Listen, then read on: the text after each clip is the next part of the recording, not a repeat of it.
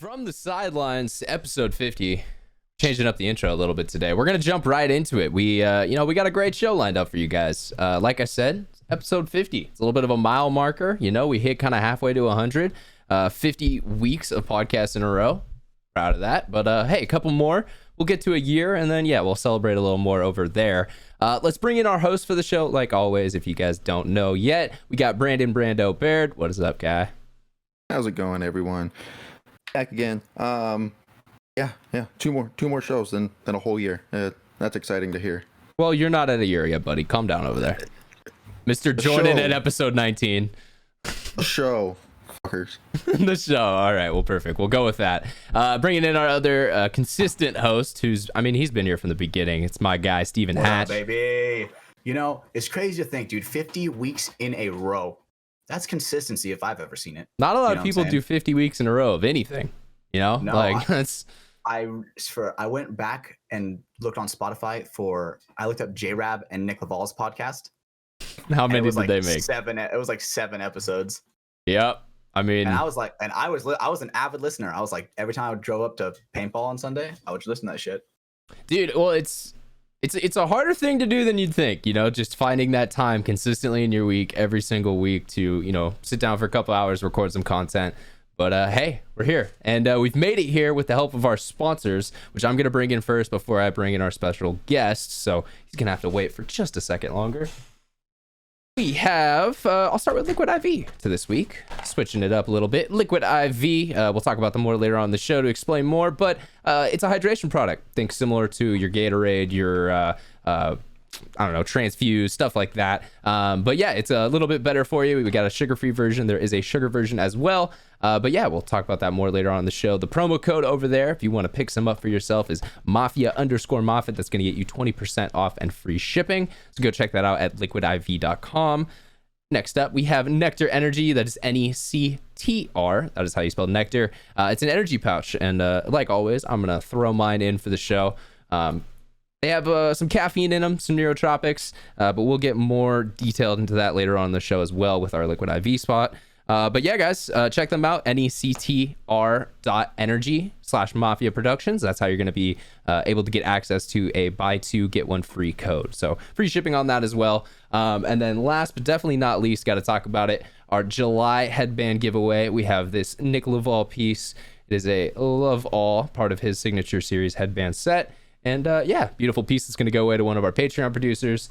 And I definitely need to mention it. I got the puka shells on. If you want to see me have frosted tips at cup, you got to get signed up to be a Patreon member. So you get all the bonus benefits. You get to be able to see the show. You get a chance to win a headband. And hey, you get to make me look like shit. So get him frosted tips. Get this man frosted tips. It's what you got to do, guys. But yeah, let's jump into this, guys. We've got him sitting here waiting on the call very patiently, and I appreciate that. But let's bring him on in. We got Jordan J-Bo Boyum, who he plays for the LA Ironman now. He last season played for Sacramento DMG. We've known him for a little bit of time, but we wanted to get him back on the show, kind of update with everything that's been going on, because since, what did you say, Hatch? It was episode 17, something like that? Something like that. From then to now, a lot has changed. So how you doing, Jordan? What's going on, man? I'm good, man. As far as regular life, not too much has changed, but yeah, in the paintball world, a lot has changed. So I'm excited to come back on here and talk some shop with you guys. Appreciate you guys doing what you're doing. It's great to see you out there killing it, I'll try to talk with more enthusiasm for Hedge on this one. I'm just a big fan. I'm just a big fan of you, J-Bo, since day one. I'll say it before the show. Imitation's the sincerest form of flattery, so that's all it is, Hatch. Without a doubt. And let me just say, J-Bo, dude, this guy, bro, there was a time where around this time, maybe a couple years ago, when we were reffing, and I was a chrono ref, and man, it was hot as balls. Chronoing. I would sit down as soon as the point would end, and J-Bo would walk up to me, and he goes, "Hatch, you need to get up. We're almost through it, bro. Keep staying strong." And I was like, "Damn, dude!" But it was like way more like aggressive than that. So I go, "Yes, sir." And I didn't sit down the rest of the event, and that was on Saturday. I had all Sunday standing. You know what I'm saying? So y'all about to go through it this weekend too. See the forecast. Wild, you know? Yeah, it's I'm gonna be gonna running pods, bro. You guys gonna laugh at me. I'm gonna be running pods. Okay. One thing I wanted to ask you about. You're coaching a Sepul team, right? So are they going to be playing this event? They're not. They're not playing this one. One of the guys is getting married. Congrats to him. I don't know if he listens to this podcast. But the two brothers, they're out in Hawaii right now. Their family's actually from Hawaii. Really nice people, but he's getting married. So congrats to him. And the team is ruthless. They're a D5 team. Played D5 last year, coming up in a D4, and they brought me on to try to just provide that structure that a divisional team, needs. So far so good. I really like working with those guys, but they're not going to be at this one. It's a learning experience for sure. It opens your mind to other perspectives of paintball, just because, well, the way I look at it is you're kind of bridging the gap. Like, think about when you were coming up in paintball, right? You're semi-pro now, but think about all the years of D4, D3, you lose a bunch, you win every once in a while, you kind of just flatline plateau skill wise, and you'll pop up a little bit, push through that plateau, and then you'll hit another one, right? Yep. So that took years, and you learn little nuggets here and there from different people you're around and whatnot, whatever teams you're playing on. Everyone's been through the grind. My idea when I got brought onto that team is, hey, look, it took me, 6-7 years you're playing in divisional, trying to come up to get to that kind of D2 semi-pro level. I'm going to bridge that gap, cut that in half, maybe even faster than that, by really just trying to implement theory and ideas to help guys see the game at a higher level without them having to learn through experience, right? So I can kind of formulate drills and identify certain tournament situations, to help them understand concepts that maybe took years for other people to learn. That's why I really wanted to work with a low team, D5, D4 team, to kind of really see how effective I can be. Streamline the process. How'd the results go at the events you played so far? The goal in the beginning was, let's see what happens the first event, just because they had never played D4 before. And I know, so CPL's, it's interesting because the D4 division locally in CPL is really competitive. So you go from D5 to D4, it's kind of a big jump. I agree. There's definitely some standout talent in the Sepul. There's definitely some standout talent. There's a lot of guys that have played for a lot of years. Honestly, a lot of faces that I've seen when I was starting out, in 07, 08. Yeah. And I look at them like, dude, how are you still playing this division? But when you kind of don't really play a lot of tournaments, the way the national ranking system is, you can allow for that.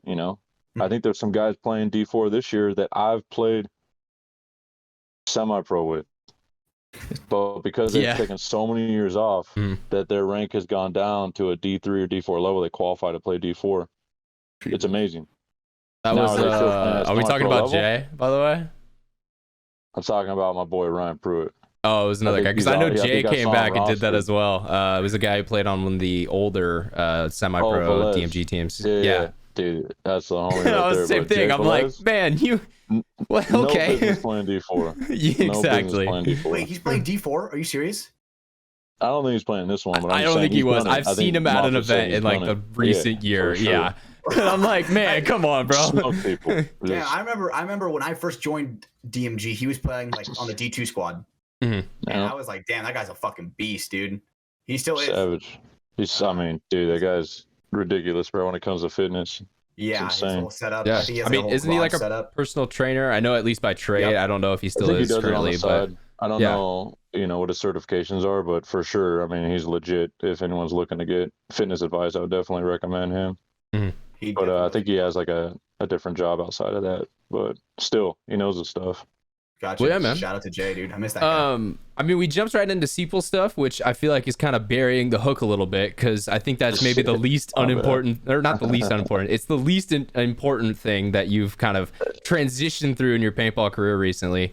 I feel, you and I will say it, no offense to Ruthless, that's nothing to you guys, but you've gone from playing at kind of a more homegrown organization to one that is, I want to say, a more corporate team. A team that has a lot more direct kind of connection sure. to, well, more structure, but give me a sec here, Hatch. Just has more kind of direct connection to a company or a corporate, team above it. And with Dye, I mean, I've never really seen you use Dye products before this year, so that's obviously going to be a different thing to you. You got to get used to new equipment and all that shit. But there's obviously a lot of things that are changing. How has that process been going from a very kind of, I don't want to say backyard type pro team, but DMG was in some ways, where when you compare it to, these teams, that have a little bit more funding structure, coaches on a staff to help out and stuff like that. I think the biggest difference right away is the amount of resources a team like Ironman has compared to what we experienced with DMG, right? Mm-hmm. But it's hard to really say which one's better or worse, because I think you get certain things out of each experience. I think it's important to cut your teeth with a team like DMG because you understand what hard work really means. You got to earn your way through it versus you go to Ironman and you still got to put in the work. There's definitely certain demands and expectations, but a lot of the initial upfront support, I say support is high end. I mean, Dye's a large paintball company in the industry. Without a doubt. Ironman's a factory team. They're a legendary franchise. There's a lot of support behind Ironman. And so it is different. You got a lot of coaches, you got a lot of staff, at the events that fully support you as a member of Ironman and a representation of Dye products. I mean, it's just a different. It is different in a lot of ways, for sure. It can be intimidating at first, but honestly, you feel honored. And you have a certain level of pride, like, hey, I made it to a legit, not to say DMG is not legit, but I mean, this is like a legendary franchise that you're now playing for and representing. It's the Shield, man. And so you kind of have to own that and take things personal when you're making decisions and, living up to the demands of the team. No, I mean, it's definitely different. Yeah, no, a lot of accountability for sure.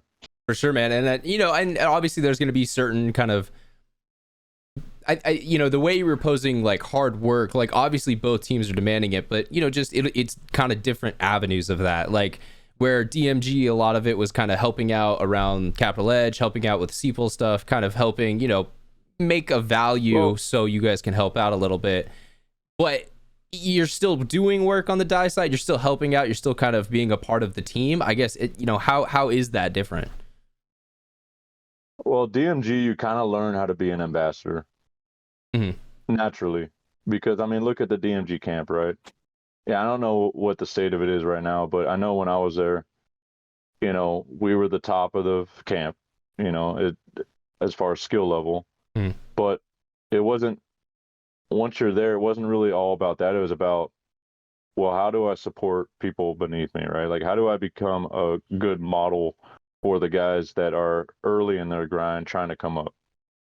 And you play, and you do those things, you show up to practice, you do all that, like any player is going to do at any level, but it's everything else involved, right? And you learn how to be like a local ambassador. That's really what I felt like. Versus, Ironman, it feels more like a professional athlete.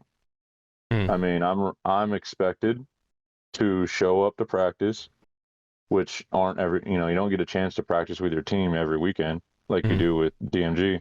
So you're expected to stay sharp, put in the work on your own, which it's hard for people, unless you understand what it takes to be a true professional. It's hard for people to sustain that. So Ironman, the expectation is you show up to practice, you should be sharp. We don't do a lot of drills. We don't have time for that. When we're together, it's about studying the layout, practicing as a team, applying concepts, and just working through those to learn the field and be as competitive as possible to put a good product out on the field to represent the Shield. Mhm. I mean, that's all it is. It's not, oh, hey, we need to work on 3-on-2s, all day or whatever. Like, no, they're not going to spend their resources. You should be training on your own to be prepared to handle those situations on your own. And they're not going to pay you to practice your snapshot, No.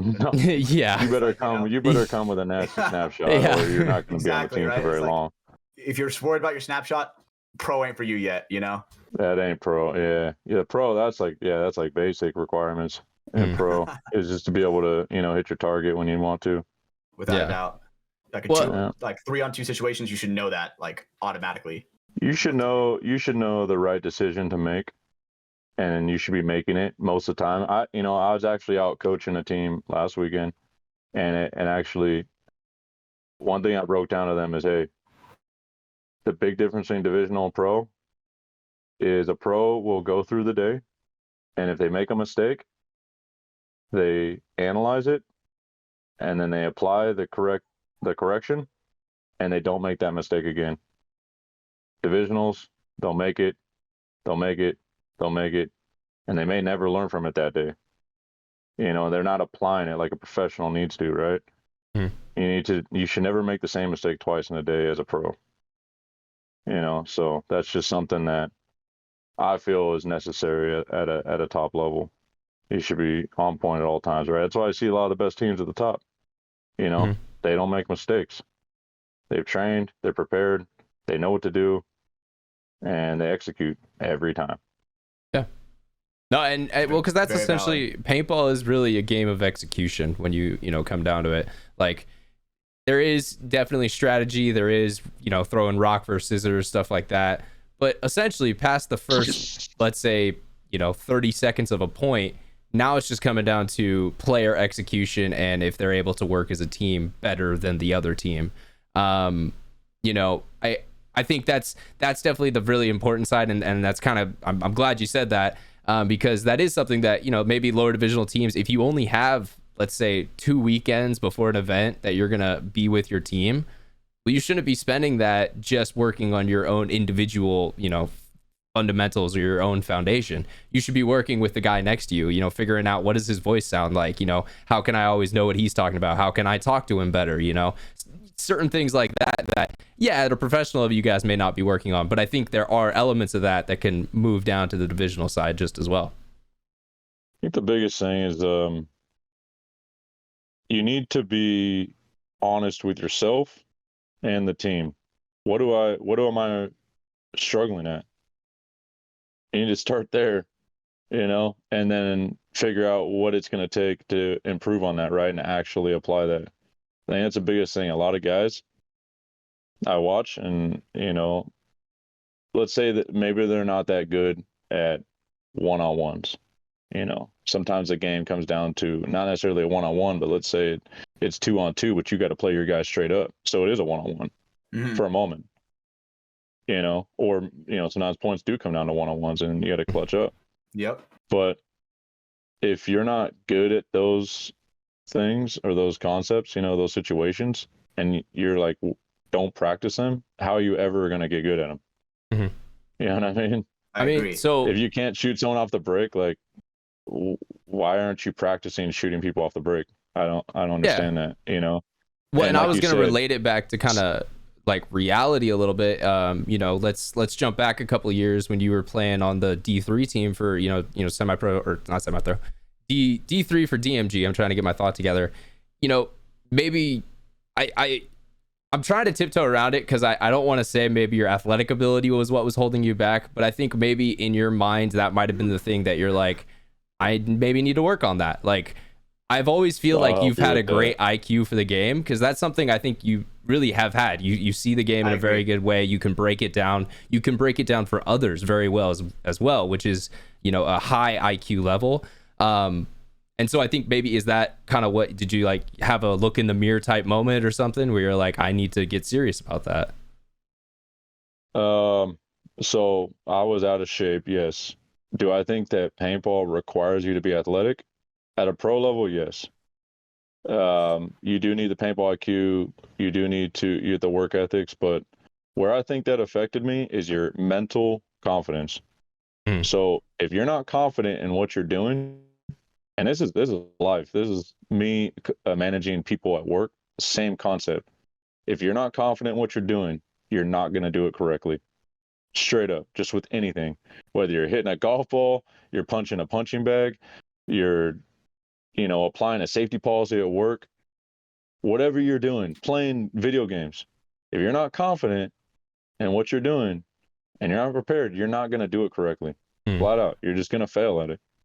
So I think that's something that me personally, always feeling like, oh, I'm out of shape, and so you're self-consciously like, well, I can't make that move. I can't leave this bunker, because you don't feel confident in doing that, right? You don't feel confident in booking it to the corner, but yeah, I'm gonna fucking make that corner. But when you're in shape and you're fast and you've been training, you're like, dude, I'll make it anywhere you want to send me. Whether you're gonna make it there or not, you're probably gonna make it there more often, because you're gonna dig a little harder. You're just gonna run a better route, and you're just gonna be more confident about what you're doing. So you're gonna do it correctly, right? Yeah. It's just I don't know. I mean, bounce for sure. Confidence is just like a perfect example was my brother at World Cup last year.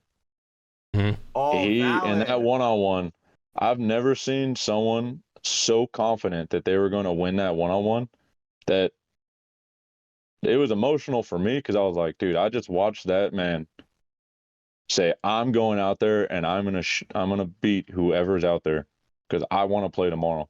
If you Because we read, knew what the stakes were, and just that confidence alone, you're going out there, dude. yeah, And he goes out there and just crushes it. That's a really great ass point you made, because going back to that body language, it was Debo versus Al Fernandez.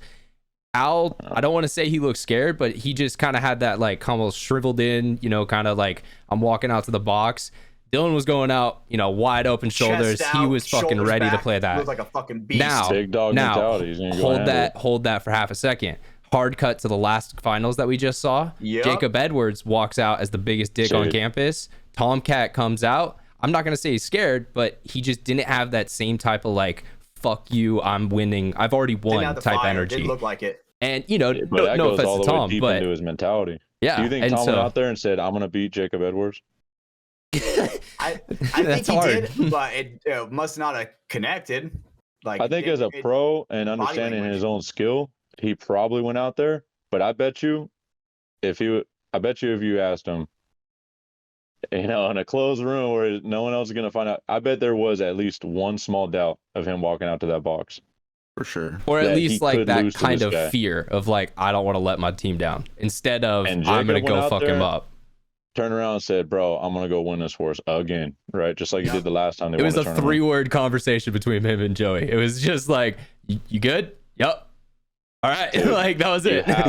You have to roll with that confidence every time. That Yeah. dude's that confident that he's going to go get it done. Just who cares what happens after that? That guy gives you the best chance to win every time.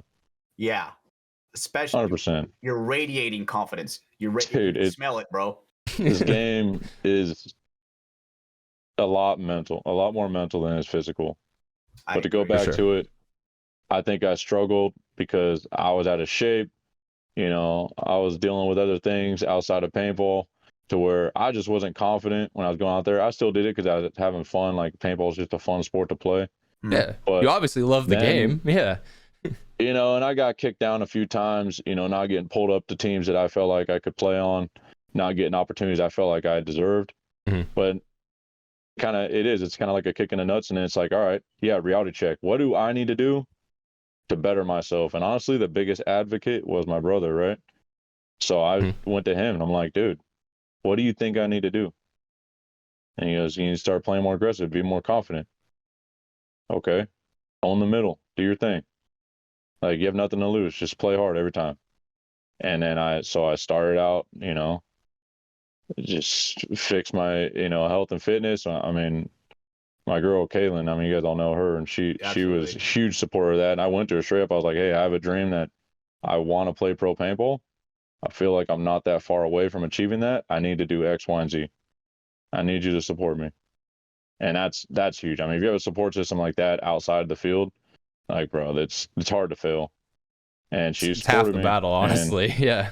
I changed my whole life, I felt like, for my chance to go pro. And I think just when Dave saw that in me, he's just like, how can I not give you an opportunity? Yeah. Because people Mm. don't just do that. You know, you're gonna have to. A lot of people say they would, but not a Willpower. lot of people do. Dude, it's hard to, and that's a big thing on Ironman, right? Like, if you're gonna do something, do it. If you say you're gonna go do something, do it. Don't say you're gonna do something and not do it. Yeah. Don't Because just then you're talk not about it, be about it. And that's a huge thing, right? And that's just accountability in yourself, right? Being an athlete, a professional, in your work and life, whatever it is. Like, if you're gonna do something, just go do it. Mhm. You know. And if you're not gonna do it, don't talk about it. It's all good. You know, no one's tripping over it.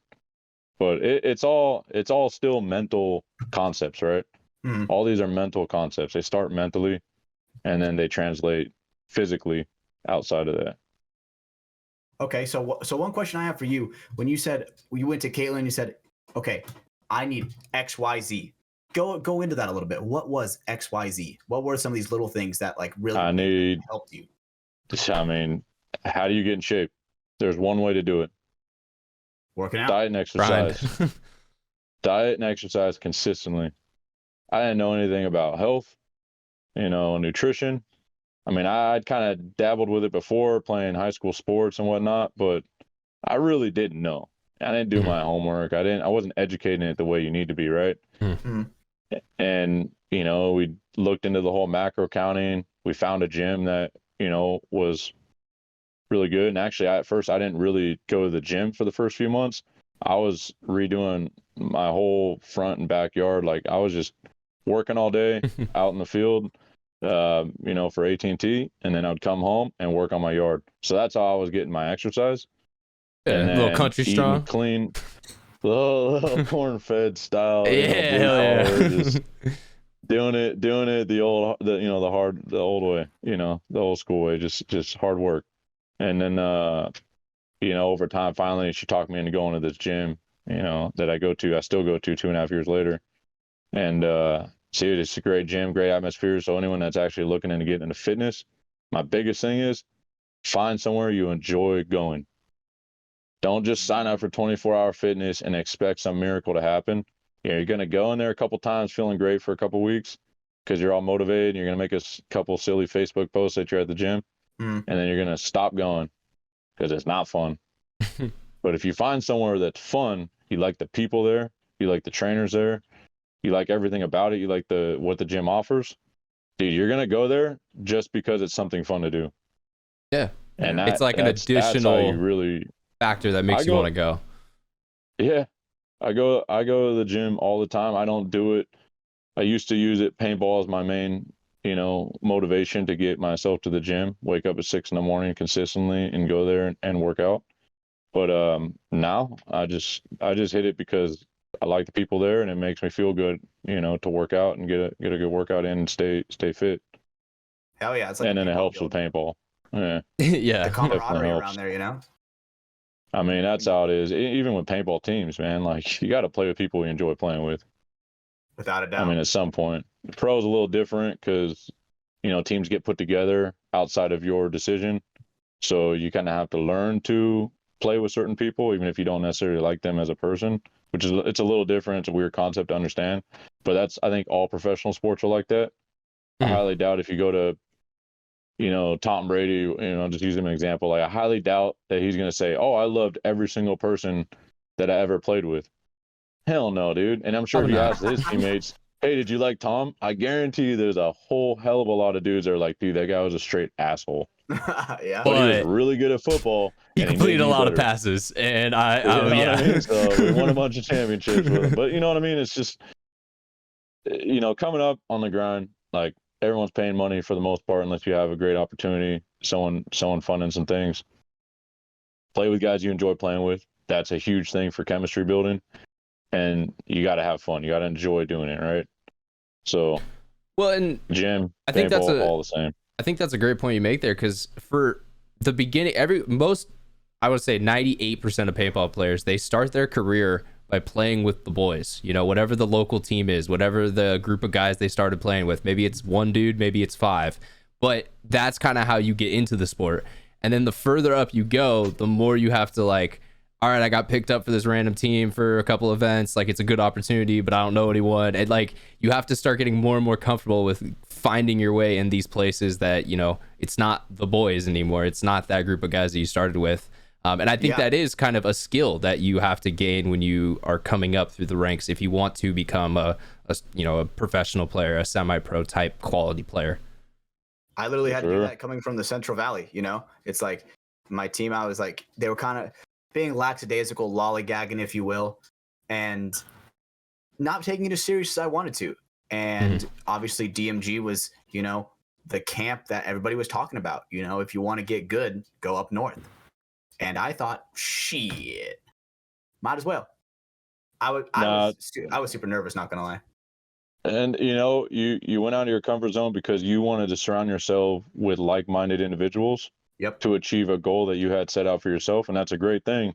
But the funny part is, like, you may have left your friend, felt like you left your friends to go play for, you know, challenge yourself and go play for another team to achieve your own goals. But there's people in DMG that also were doing the same thing. So you end up becoming friends with those people because you're like-minded. Yep. You know, you guys want the same things, and that's how you find success. So you got to group those people together, and then you got to build a core around that. Yeah, they're all doing the same sacrifices to reach the same goal. Sure. Shit, Brandon's still here. Dude, Brandon, what's going on, dude? I thought you were Holy frozen. shit! I thought, oh my god, wow. All right, I'll go back on mute. all right. Bye, Brandon. Bye. No, I mean, no. It's been the three of us. You've been listening to the conversation. How's it been going, Brandon? No, like everything that Jaybo's talking about is just captivating. It really is. Like whenever he talks about the game, whether it's like breaking down a point or anything around the sport or even life, like it's riveting. It is. All right. It's well, so we've got a 5 out of 5 so far from Brandon. So if you're listening, you got to drop us a rating real quick. Absolutely. I already knew how smart J-Bo's paintball IQ was, right? Because before he was J Bro and back when he was J Big playing semi-pro, you know, and he would come into our pits. Big boy, dude. I was 250. Right, dude. He would come into our pits and he would fucking break the game down and be like, dude, go here, shoot this. Guarantee this motherfucker runs into it. Sure as shit, we would do it. Yeah. Right? And there's something to be said when you have that kind of paintball like vision. Like it's, I don't know, you just see things a little differently. There were some matches where J-Bo would be in our pits, he would kind of take the reins a little bit, and it was a success for some matches, for sure. Yeah, I mean, it's not always going to work out. It is paintball. Things happen, you know, but it is fun to go into the divisional pits, kind of pick apart a team that you guys were playing and be like, dude, this guy is running 10 feet tall to this bunker. I know you guys know this shot. Hit that. Like, you're going to smoke him every time. Sure enough, dude, I'd laugh that guy off the field, too. Well, in a way, like you guys, that's your... your... yeah, keep walking, bro. Like, we playing that. You're dead. That's kind of like your guys' way of smurfing, in a way. Because, like, you know, you can't obviously go out and play on a D4 team because that would be very unfair. But you can go help coach them and be like, all right, they've literally run this breakout and that's it. So just shoot here. Like, you know. Like, so one thing I've learned, one thing I learned too that made it easy. What I did for you guys is I never brought pro down to D3 because what works on the pro field does not always translate to the divisional. And when guys will come over there, oh, I'm pro, you know, I play pro, whatever, semi-pro, and they go and try to go coach a divisional team, be like, oh, these are all our plays, this is what you need to do. It sometimes can be ineffective, and then things won't really work because either in divisional they don't always play the way pro teams play. No. Like zones aren't always covered the way you'd expect them to be covered. Mm-hmm. Guys aren't looking the way that you expect them to look. So it's a little bit harder to break it down, and really you got to just simplify the hell out of it and just go to X's and O's. Like, where's this guy going? Okay, well, where can you go on the field that counters that? And you just got to be very simple about it. And that's how, you know, why I coach these divisional teams at CPL. It's the same concept. Like, I don't get into whatever Ironman was doing. Like, I think the CPL is the Philly layout. It's the same, yeah. I'm coaching a D4 team Sunday. I'm not going to take any Ironman plays and apply it to theirs. That would be a disservice to that team. Mm-hmm. I'm not going to reinvent the wheel or change anything that they've prepared for. I asked them, hey, send me everything you guys got. We may have some minor tweaks along the way, but let's walk the field in the morning and get on the same page. Yeah. But what your plays are, if they work to practice, they're probably going to work at the tournament. We'll make little minor tweaks based off what I know. I guess a good comparison point for this is it also, this same type of concept exists in video games as well. You'll have all the time, like, it's just this level of when you get to the top echelon of everything. I mean, you can throw poker in this too, like chess, like any game where there is a predicted right outcome, like, the top 10% of players know the right way to play. Well, sometimes a dude just throwing some chaos in the mix might win. Oh yeah. Just because it's chaotic. You're not predicting that. You're not set up for that, because why would they do that? And it almost becomes so stupid that you lose from an almost blind spot. Oh, I love it. I'm the D5 player on Warzone that throws chaos into it and ends up working out. I love it. And I play with pro level players. So it's like, they're like, what are you doing? And then I go and clutch up and win. Just wild card, Yeah. It's like, bro, why are you questioning what I'm doing? It worked. Look, my accuracy is not the greatest, but we'll throw some shit in. I shot the sky for the first 10 shots, but the last 5 all hit. Damn right, brother. It's like everybody's all spectating you clutching. It's like, oh, well, you're missing this. Like, yes. The nervous energy of oh my god, they're just sweating right now, like taking articles of clothing off, and they don't even know it. I'm wiping my hands off, dude. You've got a full headband on. For a full experience. My water. Yeah, doing the. Oh, dude. Yeah. I'm like, all right, been good there. Dude, yeah. Adrenaline, when video games give you that sense of adrenaline, it catches you off guard. Because you're like, what the fuck? Why am I shaking? Why was that so intense? So annoying, dude. I hate it. Yeah, you start shallow breathing and shit, and you're like, I'm sitting down. What is wrong with me? I just ran a mile on the treadmill, dude. What am I doing? Yeah. My heart is just pumping out of my chest. That was just one match. Well, yeah, man. So okay, I guess so that's been obviously the big differences. That's kind of what we went over in the big in the first part of this. Let's, I guess, step into this year. So you're on Ironman now. You've been with the team for these 3 events. How do you think those have gone from kind of your perspective within the team? Your level of play. Are you happy with it? Do you think there's things you could have worked on? I guess what's just kind of your opinion of this season to the current point? It's gonna be a long explanation, but I'll try to shorten it up best I can. Okay. I mean, we have time. Yeah, you're good, dude. I'll start. Yeah, I'm good to talk to, and I'll always force tangents. It's all good. That's what I do. Of course, yeah. So, anyways, in the off season, I'll just back it up, tell the story a little bit. Quick background. Off season comes around, DMG's relegated, right? I'm sitting around looking on the internet, thinking about what Mike Hemmons said 3 years ago on a podcast. Hey, are you really pro if when you're not pro, if anyone asks you to be pro again? And I wasn't getting no messages, and I'm like, okay, I didn't do enough in my 10 tournaments I had for DMG to make a name for myself, right? Mm-hmm. It is what it is. I'll just go, find a team. I still wanted to play paintball. I knew that. And then my brother had hit me up and he was like, hey, talk to Shane Pastana. He wants to come try out, sometime in January. We'll get more dates later. And I was like, all right, cool. And then I didn't talk about paintball or think about it for a while. And then I went out a couple times and just kind of played around. I think in the off season, I think I saw Brandon and them out there. And then got a date, scheduled a flight, did all that, booked a hotel room, whatever. Went down for the first weekend of tryouts. I think there was 20 dudes there. A lot of players. I looked around. I'm like, all right, these guys are more distinguished than I am, so I'm going to have to try to either outplay them or who knows. Outdog them. Something. I'm going to have to figure something out, right? Just play and not stress about it too much and just, have a good attitude, right? That's a huge thing when you're trying to get on a team. And a good you got to teammate, have a good attitude, be coachable, all that stuff, right? Be positive, no negativity at all. Anyways, it's pouring down rain, paint shooting like crap. My gun wasn't working, you know. So a typical Borrow someone paintball else's day. gun. Dude, it's just mass fogging up, and then you got Ironman guys. Oh, you can borrow my i5. It's like, cool, bro. Let me just borrow all your crap like a noob. You know what I mean? You had to rent yeah. Just nothing's going right, dude. And the practice was, I guess, practice tryout, whatever you want to call it, whatever. It was all right. A lot of 3-on-3s, stuff. Just they're just trying to gauge skill level where people are at, how people work with each other. Ended up Sunday afternoon. They finished it off with a 1-on-1 tournament. Nice. And it was double elimination, just all the tryouts. Ended up getting fourth. Question. Okay, I was gonna ask. Question. Did the words of Ben Challenger ring in your ear?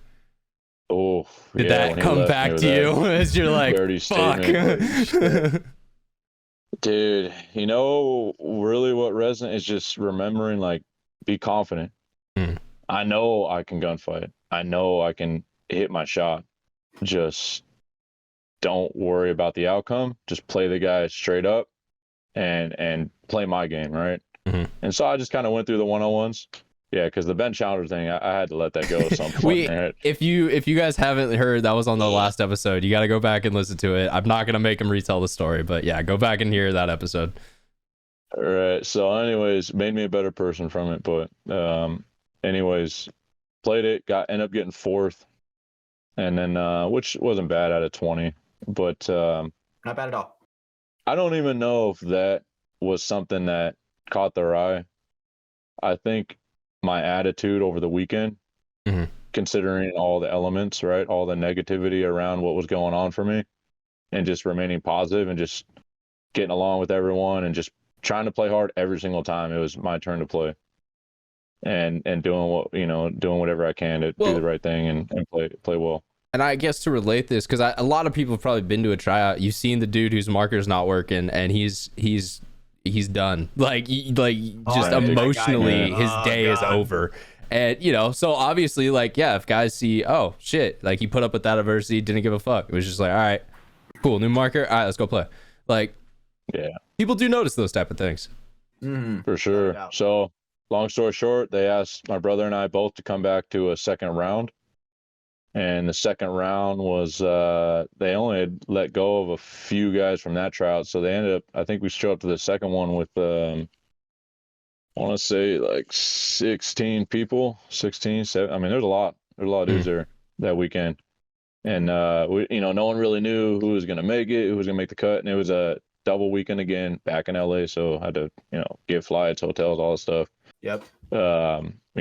Putting in our time and money, a little bit on of it, an investment, investing in ourselves. Yep. It was a 4-team scrimmage. It was Aftermath, Dynasty, NYX, and us. And every team was kind of there for different reasons, right? Aftermath's new roster, kind of doing their thing. Dynasty being Dynasty, I think they were just playing for fun to just. They were trying to get footage for the film, probably. Yeah, they were literally just smashing on everyone being Dynasty, like they had just got home from Cup. You know what I mean? So then you had NYX, who's testing out their new roster as well, roster without Hussein, seeing how good they are. Which hindsight, they looked pretty good that weekend, so it was a good indication they were going to be good this season. But anyways, pretty good so far. Yeah, without a doubt. Yeah, and then you had us tryouts. There's a ragtag group of dudes out there trying to all make the cut. And I just once again played hard, did what I was asked, kept an open mind, stayed positive, made some good things happen, made mistakes too. You're gonna make mistakes. We're playing against a bunch of pros. And just kept a good attitude all weekend. And then at the end of the weekend, they're asking me to continue on and try to do the season. But they were honest with me that they weren't necessarily looking for me to be a starter right away. They didn't really expect me to be, just because there was a few guys ahead of me with some experience, right? I mean, they were looking at me like a support, like a 2 or a 3. And you got Slowiak, you got Porterfield, Adam Gomez, You know, you got Al is a 10. He's been playing on the team for 10 years. Mhm. You got a lot of guys, and you know, a little bit ahead of me, and my brother, right? I was gonna be competing for playing time over my brother. Mhm. So, you know, I just took it for what it is. Dylan and I were both on the team. It's like, all right, cool, let's do this together. We're gonna travel together. It's gonna be an experience, right? It's what we wanted. Mhm. And first tournament, not what I expected. I kind of made a mistake, right? I got, you know, and Shane and Mike. So if no one knows, I mean, I'm sure everyone does, but if no one knows, Ironman has 3 coaches, right? They got Nicky McEvers, who's coached the Ironman for a couple years now. And then you got Shane Pastano, who came in last summer. And then they brought in Mike Paxton this year, who's a longtime Ironman veteran and aftershock player, right? Yep. 3 great paintball minds, right? But they also need to figure out how to coach the team too. So everyone's excited. Oh man, this roster is looking great. You know, you got a couple scrappy DMG players, you got some Thunder players, you got some solid guys left over from the squad from last year, and you know, and then the East Coast kids, that's what I call them, but it's the Yeah. Hurricane, New England Hurricane dudes, Keith and Trent and Kyle, and then so you know, it was a solid team on paper, and it's like a newborn baby. They didn't know what to do with it, right? Like, we don't know how good we can be. We don't know where people are going to be playing at, how they're going to work together, all that kind of stuff, right? And you had McGowan too from PC Katana. Yeah. Well, But in any anyways, new sports organization, there is a period of time to get things like figured out. Like, I feel like for sure, any great dynasty team, not just talking about dynasty, but just sports in general, you know, New England Patriots, you know, any of these teams, they started out at one point not being all that hot, but they figure it out and they're able to figure out kind of that winning like formula, you know, how to have the players mesh with the coaches mesh together, and you know, just figure out team chemistry as a whole. Yeah. So the whole thing was, and I agree with that, and that's kind of the struggle I think the Ironman has been going through so far overall. You know, in a you know, bottled up version. So we go to the first tournament. Everyone knows we have 13 players, but we knew that we weren't going to have Patty Gleason for the first tournament and possibly no Nick Slowiak. So that's why they had carried 13, thinking, all right, well, we're never really going to have a full roster, so we need to keep a bigger roster, right? Patty had a kid, congrats to him, and then Nick Slowiak had some family issues going on. So anyways, go to the first tournament. Thought we prepared okay. I think we played Dynasty and Aftermath prior to the tournament, and I thought we played all right, but you know, the team's still new. I only got 1 point the whole tournament, so that was kind of a mental reset for me, right? Going from DMG, where I ended my tenure on DMG as an every point player. I was gonna say, I don't think you like rested a point towards the end of DMG. Like, it was every point. I worked my way to the top of that roster structure on DMG, right? You were him, and then you go down to Ironman and you're all the way down at the bottom again. But I know, you know, I kept a good attitude. I filled the damn pods. I told guys, hey, when you did something good fucking job. You know what I mean? Like, you're just a good teammate. And I wasn't doing that because I know that's what needed to happen. That's just naturally what you should do. Like, that's just being a good, like, you got to understand that championship teams are good from top to bottom. Even the guys that ride the bench, they're solid, they're supportive. That all needs to happen, right? So I mean, I know what it needs, what it takes. And so I'm supporting my guys, right? Regardless how I feel about the decision that are being made on the field, whatever. You know, and after the tournament, I'm thinking, all right, I'm self-reflect, right? Like, well, what did I do wrong that didn't gain the trust of my coaches, right? To give me an opportunity. And, you know, I had my discussions with the coaches and they gave me feedback on what they want to see me work on going forward. And so I took that and immediately applied it like a professional should do, right? And so we go to the second tournament, and I think the first tournament we went 1-3. We beat Diesel and then lost the other 3. Go to the second tournament, training for that one. Things are looking better. I kind of found a groove, and I earned playing time. And a lot of that was the coach is saying, dude, you took exactly the feedback we gave you, you applied it, and you implement it into your game, and you're a better player from it. And that's something we want to see, right? And then it translated onto the field to where I was, for that field specific in Texas, I was contributing for the team, right? I was one of the few guys that could shoot a snake eye off the break. That was a really hard layout to shoot a snake eye off break, and I was able to do it. So I earned a big role there, and then played the middle all right. I think I could have done better.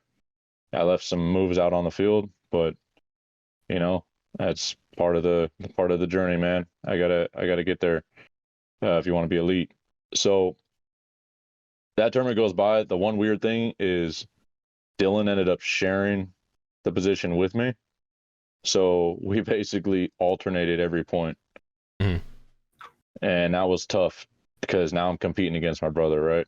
Well, and I mean, I have don't to want to necessarily do that but it's pro, so you know you got to do it sometimes. Yeah. Well, and I have to assume, you know, I don't know your guys' full history, but from what I've seen, you guys have always played kind of roles that are complementary, like not necessarily the same position. So, you know, there is kind of a like, you know, camaraderie there. You know, you have to work together or something like that. And I think that's one of your guys' strengths.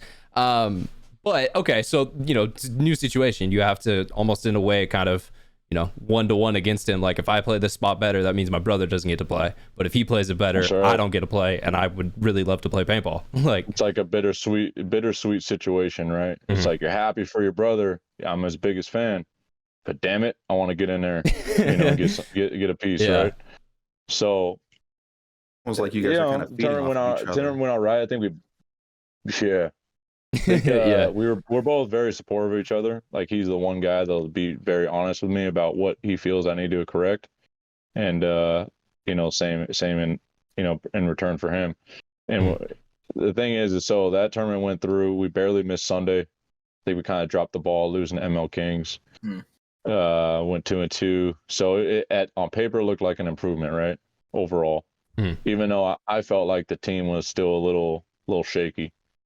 I think that the coaches still haven't figured out what the best combination of players was to build a core around that they can trust. And there were still too many players on the roster, right? And then sure enough, a couple weeks go by, everyone goes home, self-reflects, coaches reflect, they have a job to do, right? They're getting paid to lead this legendary franchise and bring it back to its glory, right? That's the goal. And then they come out with hey, we're gonna be cutting the roster down, and then they put in the group chat that, you know, I think Trent was the first one to go. I was trying to do the math, but I think he was, yeah. Trent was the first one to go, so we still know more cuts need to be made if they want to get down to 10, which is what they wanted. And then they said they were going to have a practice double weekend down there versus Aftermath, like a non-layout weekend. And just practice and get together a couple weeks before the layout come out. So we went down there, and none of the coaches were there. Well, Nikki was there for one day, but none of the coaches were really there, and they were supposed to make their decision based on that practice in the previous 5 months. And then came home from that practice feeling a little uneasy, right? Thinking, damn, Dylan and I both were at the airport drinking a beer, talking it out, thinking, could be one of us, something dude. ain't right. Both. Yeah. You know, something ain't right. Don't feel right. And then, you know, we're like, nah, you know, stay positive. Like, we're both hard workers. Like, we're not done yet. You know, there's still more fighting us. They just have, you know, we just got to get our opportunities. And then they come home a couple days later. Dylan calls me up, tells me, you know, he's not on the team no more. So I was didn't feel too great about that. And then, you know, I waited the whole day to go by, and then the 10-man roster was announced in our group chat, and my name was still on there. So I was a little surprised, just because I felt like I don't think Dylan was better than me. I think we offered different skill. You guys are different players. I would definitely say, different players, 100%. Yeah. I think there's some things I'm really good at that he's not as good at. And I think vice versa, right? Yeah. Well, like I was saying earlier, you guys usually complemented each other. Yeah, exactly. For sure. And so, but to say what you were saying, because you said you were kind of surprised to see the list. I mean, I don't want to speak for you, but in your head, was there kind of an assumption of like, damn, I mean, if Dylan's gone, it's probably going to be me too. Like, is that kind of what you were thinking? I mean, I thought we were kind of I was told we weren't a package thing, but in the back of my mind, and that goes back to the confidence thing, man. Like, and my lady had to have a talk with me, and she's like, yo, why are you doubting yourself? Like, believe that you're as good as you are, or you're never you won't never last on this team. And she said some real shit to me that honestly, I was like, yo, I respect that. And I appreciate what you're saying to me. I know it's coming from the heart, and that's why I love the woman. And it's like, hey, I needed that. And I had my discussion with the coaches, and I spoke with Dylan, and the journey now is to, at this point, move on and achieve my own goals, and hope that Dylan decides to give it another go on a pro level. But he also, he's about to be a father. Yep. So a very big life going change on with him. Yeah. He was only going to be able to play one more tournament this year. So that, I'm sure, had an impact. I mean, I don't know for sure, but I don't know. I feel like you can you're only guess play maybe, one more or tournament. yeah. It's tough, right? And Dylan wants to be a father, and he's going to be a great dad, and I'm proud of him. And I look forward to being an uncle to his niece, to my niece, and his Dude, daughter. the fact I became an uncle before you did, Jordan, surprises the fuck out of me. But goddamn, all right, bro. I mean, everyone's got different life possibilities. Everything happens in the right time. So good for Dylan, and I still love him to death, and I always look for him for advice. And he joked because we went to Philly, right? So we're at Philly now, and this is the first tournament where he's not there. And it was the first tournament I prepared. He wasn't there the whole time. So I'm trying to find my way in the team now on my own, 100%. But to be completely honest, it might be the best thing for me. Yeah. To really catapult to another level, because now there's nothing to cling on to, right? Like, I got to find my way, push up the ranks in the team, and earn my shit. Yeah. And no other bullshit. All the bullshit's aside now. It's literally just it's me doing what I want to do. And I think it almost puts a spotlight on you in a sense, because I feel like for a lot of your playing career, it's been the Boyum brothers. And it hasn't been Dylan Boyum or Jordan Boyum. It's been the Boyum brothers. And so, playing on the same teams, obviously guys are going to try to just put you guys together. Now there is a chance for you to have your time in Ironman and show why you're still on that team, why you're on that roster, and you should be playing there. And if Dylan does decide to come back in, he can kind of do the same thing for himself on his level and show, hey, I'm a good paintball player by myself. I, love playing with Jordan, but, I can do it just as well. So I think it is kind of a cool opportunity for you guys in sort of, a bittersweet way. Agreed. And we talked about that. And we're on the same page, my brother and I, about that. And I think it is a good thing for me to finish out the season. Hopefully I got to survive. There's still 11 guys on the roster, so I don't know what's going on. And that's one issue too. There's still like this unknown. A lot of guys are playing, a little selfishly, because a little more desperate almost. There's a little bit of, hey, am I still gonna have a spot type of deal? And we had a long talk as a team. It is a little cutthroat, and it's a different mentality, man. And I only been with one pro team. This is a whole new deal, where you got some real players on the team. No disrespect to the guys on DMG; those guys are homies, but these guys have been through it, right? I mean, some of these guys got 20 years experience in pro. Yeah, you're playing with guys who are in finals of NPPLs when I was still in high school, like. Yeah, that's just that's what it was. Like, so I was watching them on TV on ESPN and Smart Parts, 5-man, whatever, indoor thing. Like, I mean, he's been playing longer than Naughty Dogs. That's like that's no offense to Queasy or something like that, but it's there is a little different kind of expectation when you feel that that's now your teammate versus a guy that you've known in a more personal sense for a longer time. And even aside from all that, and I've had one of my Mike Paxson, great guy. That dude has been straightforward with me from the start. And he's like, dude, you need to believe in yourself. to ever progress. And so that's one of the things that, you know, I mean, at practice, I've won 3-on-1s against my own fucking team on Ironman already. Like I've won 1-on-1s. I've done all these great things in small moments or small windows that the team, I just need to feel trusted, right? That's one thing right now. Like we got to get over this hump of the disconnect. And, you know, and that's one of the things. It's like, well, what do I got to do to earn some respect and some trust on this team, right? Yeah, go shoot 4 fucking guys, you know, and go win a match for us. I don't think that's it. I think all I need to do is be a soldier and be consistent on a professional level, right? If someone asks me to shoot a guy off the break, shooting a guy off the break. Yep. If I need to get to a spot to help my snake guy, get to that spot and help your damn snake guy, right? Like do things correctly in the way they need to be done, right? Like approach it correctly and then finish correctly. I think that is another huge kind of difference between where you're at this year with Die and Ironman versus where you were at last year with DMG. Whereas, you know, I heard Ivan mention this a couple times, and that's where it sticks from for me.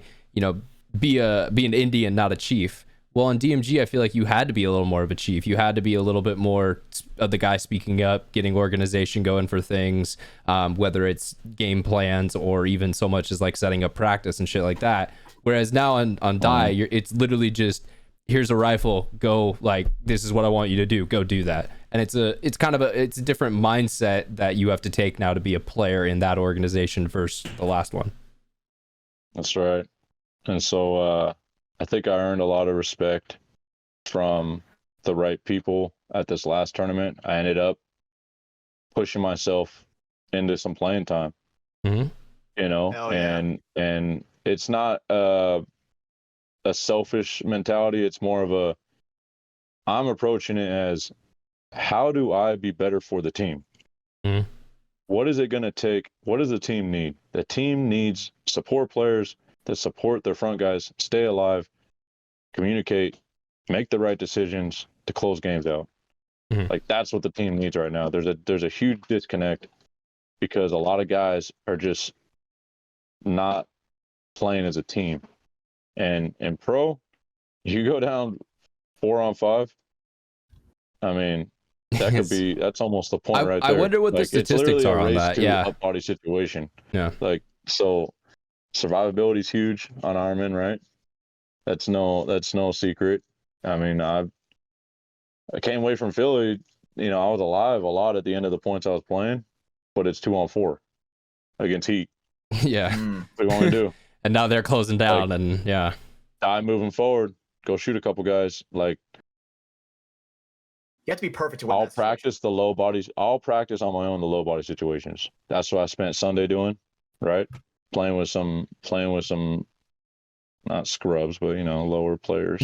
Yeah. You know, to force myself, those guys die. Okay, well, how am I going to win this 2-on-5? Let's move forward and go shoot a couple people in the face and go turn the field and see what happens. You know, get comfortable doing that, right? But at the same time, in the back of my mind, I'm thinking, what does the team need?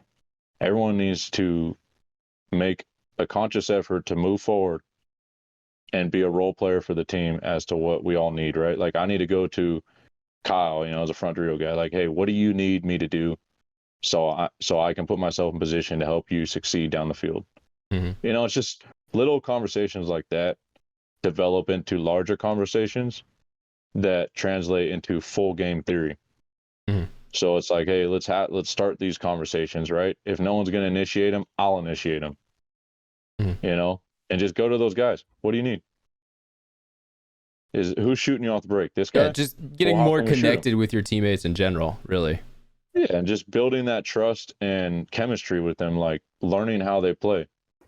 Like, and I think that's where Ironman right now is who's going to be the 5 guys that step up and decide to play together in their respective roles, right? Whether you're a front guy, back guy, middle guy, whatever you want to call it, right? Every team calls them a little bit different.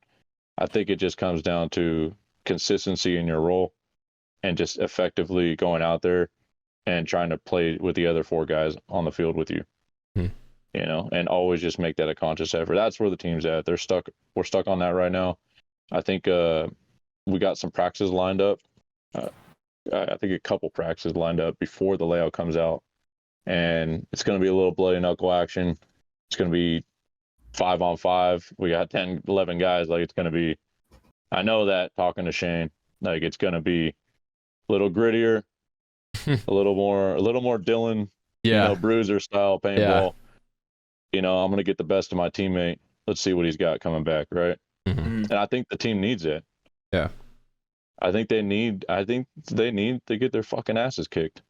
Like, just get kicked in the fucking teeth, right? Yeah, who's going to get back up? Sitting here. That's where we're at on this pro team right now is, and we need to see who can handle an ass beating and then dish it right back, right? Yeah. And that it really is a valuable skill in paintball, because I mean, there's something to say about going up, you know, back when we had the wall, that dude that you sent to the wall who knew he was going to get blown up every point, but you still needed him there. And if that dude decided he didn't want to one time, then your game plan's fucked. And it's like, well, damn. I mean, this is how it starts, right? You go to the wall. Like, I was a center guy for DMG. Mm-hmm. You go up the center. I mean, I'd run some 50 routes. I'd get up there, you trade with a guy, and just get obliterated. Yeah, just every dude gets a shot in as you're walking out. As you're walking out at the middle. Relatable, bro. That is so relatable. And I'm not the smallest target, so I'll be taking haymakers from corner players and shit, dude. Like, okay, like, bro, all right, bro. Fuck? Like, yeah, like.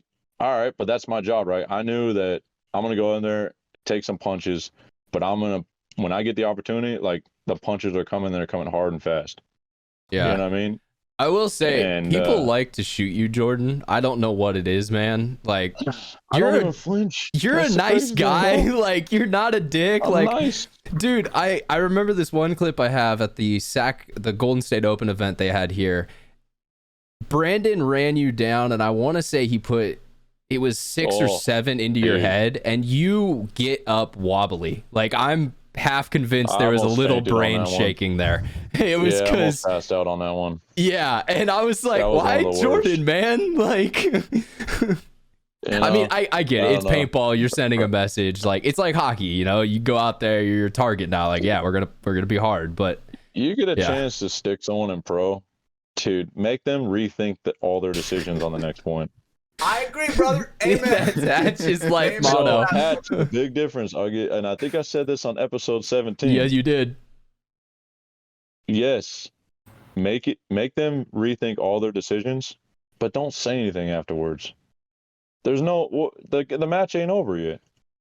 Like, don't just leave the trash talking with the guns and the moves and the scoreboard. That's how you get in someone's head. And that's how they respect you. Because, like, that motherfucker not only put 6 in my neck and made my whole back numb, and now every time I shower for the next 2 weeks, I got to think about that asshole. But he also whooped my ass 5-0. How do I get better? Because I want to be like Hatch. He didn't even fucking say shit. Like, he just fucking came in, handled business, and left. Like, I feel like there is Brandon a level of, like, fuck. To me, bro. I'm like, shit, did I have a concussion just now? What happened? Yeah. You know? But it's Brandon. I'm like, all right, Brandon, cool. And next time I get the opportunity, I'm going to try that. Yeah. Like, bro, if I get an opportunity to bunker Brandon, I'm bunkering Brandon. Well, and let's be real. That may have been a little payback for when you and Dylan teed off on him like a year earlier. But hey, what comes around goes around in this game. Dude, it's paintball, bro. Like, that'll never leave paintball. Yeah. Unless we go to Has airsoft. It ever left hockey? Like, honest question. And it won't. Because that's kind of the inner game policing of, yeah, if shit gets super bad, our big 6'4" dude is going to beat the fuck out of you. So don't get that bad. And it tends to be a little more gentlemanly when that's an option. Dude gets the best of you because he made a good move. You got to just take your licks and walk off, man. Like, you're going to get all mental about it. You ain't cut out for pro. Because I could tell you right now, there's a lot of players out there, regardless how you feel about them, the guys that are in pro, they'll surprise you. They'll make a move on you that you didn't think they could make, and then you'll get humbled really fucking quick. I think this is a big disconnect between a lot of just the general paintball public and, you know, guys who are in the pro side. If you are a pro paintball player, and I'm not going to say 100%, but 95% of the guys who go to the pro paintball level are fucking good players. They're just good. wind up there. Like they are good players that really could win at other divisions. That's why they're able to work up to that threshold. And I think, you see people, even this Latin Saints roster that everyone wants to say is like the worst team they've ever seen.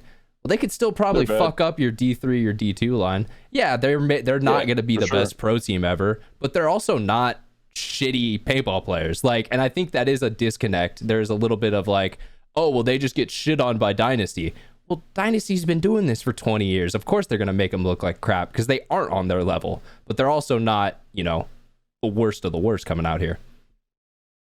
Yeah, I mean, pro's a beast because you got 5 or 6 teams, maybe 7 now. That's actually more than there used to be, of just stacked rosters of guys that have been there, done that for so many years that they've seen all the moves. Mm-hmm. They know if you snap one side, you're probably coming out the other side. Like they just know how to anticipate all your decision making. So the only way to beat up on those teams is to play as a team. You can't do it on your own. Mm-hmm. Every once in a while, you're going to see some studs make some creative moves, right? People are human. They're going to make mistakes. You might catch them off guard. But to win a match, especially on Sunday, you have to play as a team. Individuals win points, teams win events. Yeah, I mean, look at Chris Shear. I don't know if you guys watched the Philly Sunday. Mm-hmm. What team were they playing where he just, I felt like, made one of the best moves of the day, shot like 4 people and won them the match to get them into the next round. And then he just got completely shut down the next match. And the teams are smart, man. They scout it and they have creative ways to stop those moves from happening and kind of lock things up and just be on point about what they're doing. I mean, I'm not going to go into like crazy specifics on it. Yeah, no, of course not. That's but a like, general idea of it for the average viewer. Yeah, you have to think about it. Those top heads of paintball, Martinez, SK, Mike with you guys, like those guys. It's a level of understanding this game that I probably will never have, just because you have to think they've been doing it since literally the mid 90s, and they've seen every format of the game. They've seen every version of, ball speed, gun type. Like, you just pick up so much knowledge that is invaluable that you can't really gain in a quick, expedited process. One thing you can do, though, and even you guys, Brandon and Hatch, you guys are down there grinding as semi-pro, and you guys are going to start finding success pretty soon. But always, you kind of look at like the way Alex Frazier plays. He's creative with what he does, but he's always looking for either a positional advantage or some type of a mental advantage over his opponent. Like, if you notice that, watch the way he really plays. Yeah. Like, literally, because they go out to cap wedge and they play impact all the time, right? Like, don't just go watch the game, man. Pick a player, whether it's Dalton, Alex, whoever you want to watch, right? Go watch them play and try to decipher, like, what they're doing and why they're doing it. And you'll start to see kind of the finesse of pro that you don't really realize, of, like, guys will just literally try to find every advantage possible above their opponents, right? And they'll capitalize on it. And then it looks easy, it looks fluid, but what they're really doing is complex. They're, so funny when you break it it's down. the 4D chess. Like, It's so funny that you say that, J-Bo, because I remember literally like at least over 2 years ago now, where you would tell me the exact same shit. And literally, I would nothing's changed. I would pick you and Dylan. I would literally pick you and Dylan, and those are the guys that I would watch every weekend, because when you guys were the top dog at the field, right? Obviously, you got to watch the top dogs at the field, So that's funny that you mentioned that, where it's like, watch them, not just watch the game, but watch what they're doing and why they're doing it. Well, and I think, because I think what Jordan just said there is a really good point, because don't hate me, Alex. I don't, Alex is not as fast as he was when he was in his peak at 20. He's not, his snapshot's probably not as fast or all this stuff. Don't get me wrong. Don't get me wrong. But at the same time, that's where he still gains his creative advantage from, is finding ways to pick apart a layout and catch you where you're either not expecting it and or able to have a creative move. Like I've seen him do that at practice multiple times. Like when it's kind of a blind new layout, you guys are kind of like picking it up. He'll have some of these really just creative kind of, oh, no one could see me there, so I exploited that, and now they'll always look there, but they didn't know that yet. And that's the type of stuff that I feel like he still is able to be the top level with in this game. Yeah, I feel like literally a guy like Alex, and I'm sure there's some others, where they'll literally sit there in the pit and think of a creative move, be like, yeah, I'm gonna try that at some point.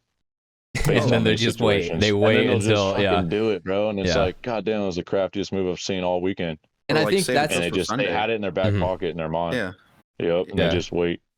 Well, I think that's like it's a great way to show that it's not just like raw 40 time or fundamental skills. There's so many other layers to this game that go into being a top level athlete at it that on the surface, if you don't take the time to look into, they're just going to go over your head. And that's why it's important in divisional to acquire all the basic fundamentals, right? Like, you got to start there with these lower teams. Everyone's got to be crispy with their fundamentals, so then they can focus more on the mental side of the game in the chess match. And then they can really start applying it, and they can actually see it develop, right? Because if you can't hit a guy at the break that you're trying to hit, it's going to be hard to simulate what you guys were trying to plan on doing, right? Yeah, if you're kind of expecting kill one off the break because you put 2 guns on that lane and you guys don't do that, well, fuck, now the whole plan is already off from square one and we got to figure something else out. Yeah, and then just the better teams are going to be a little bit more creative to work around that, and they understand because they're more prepared and they understand the layout better, and then you just have more creative, higher IQ paintball players that kind of put it together and communicate to work it out. But yeah, preliminary, like D4, D3, maybe some D2, like you got to be crispy with your fundamentals. That's first. If you don't have that across the board with 5 guys, you're going to be at a disadvantage. Yeah, you're already starting to back a step. Well, Jordan, I mean, this is a great conversation so far, and we're by no means done, but I do got to talk about our sponsors so they don't get too upset at me in an email this week. Liquid we're IV, gonna bring that saved my life. We are gonna bring up Liquid IV, and that's amazing that you went here. Yeah, what's your Liquid IV story? Life. Yeah, before we jump onto them. So, I thought it was a good idea to go play ICPL recently at Capital Edge, and supposed to play with the Chiefs. Kind of went my own way and went and played with Aftershock. I mean, that was my only opportunity to get an Aftershock jersey and play with some absolute legends. All right, yeah. So I couldn't turn down that opportunity. Played with them. Yeah, man, I was having some type of weird viral infection or flu. I don't know what was going on. And I barely got through that day. But Liquid IV literally saved me from just like dropping to the ground and not being able to get back up. You gotta give it an applause for that. 2 different occasions that day, man. I don't know if you saw the point where it was like, I think we were playing this chess club or something, and we had to win that match. And Jason Village and myself ended up closing it out, and I closed it out by shooting a couple guys. And like, dude, I almost collapsed on the field.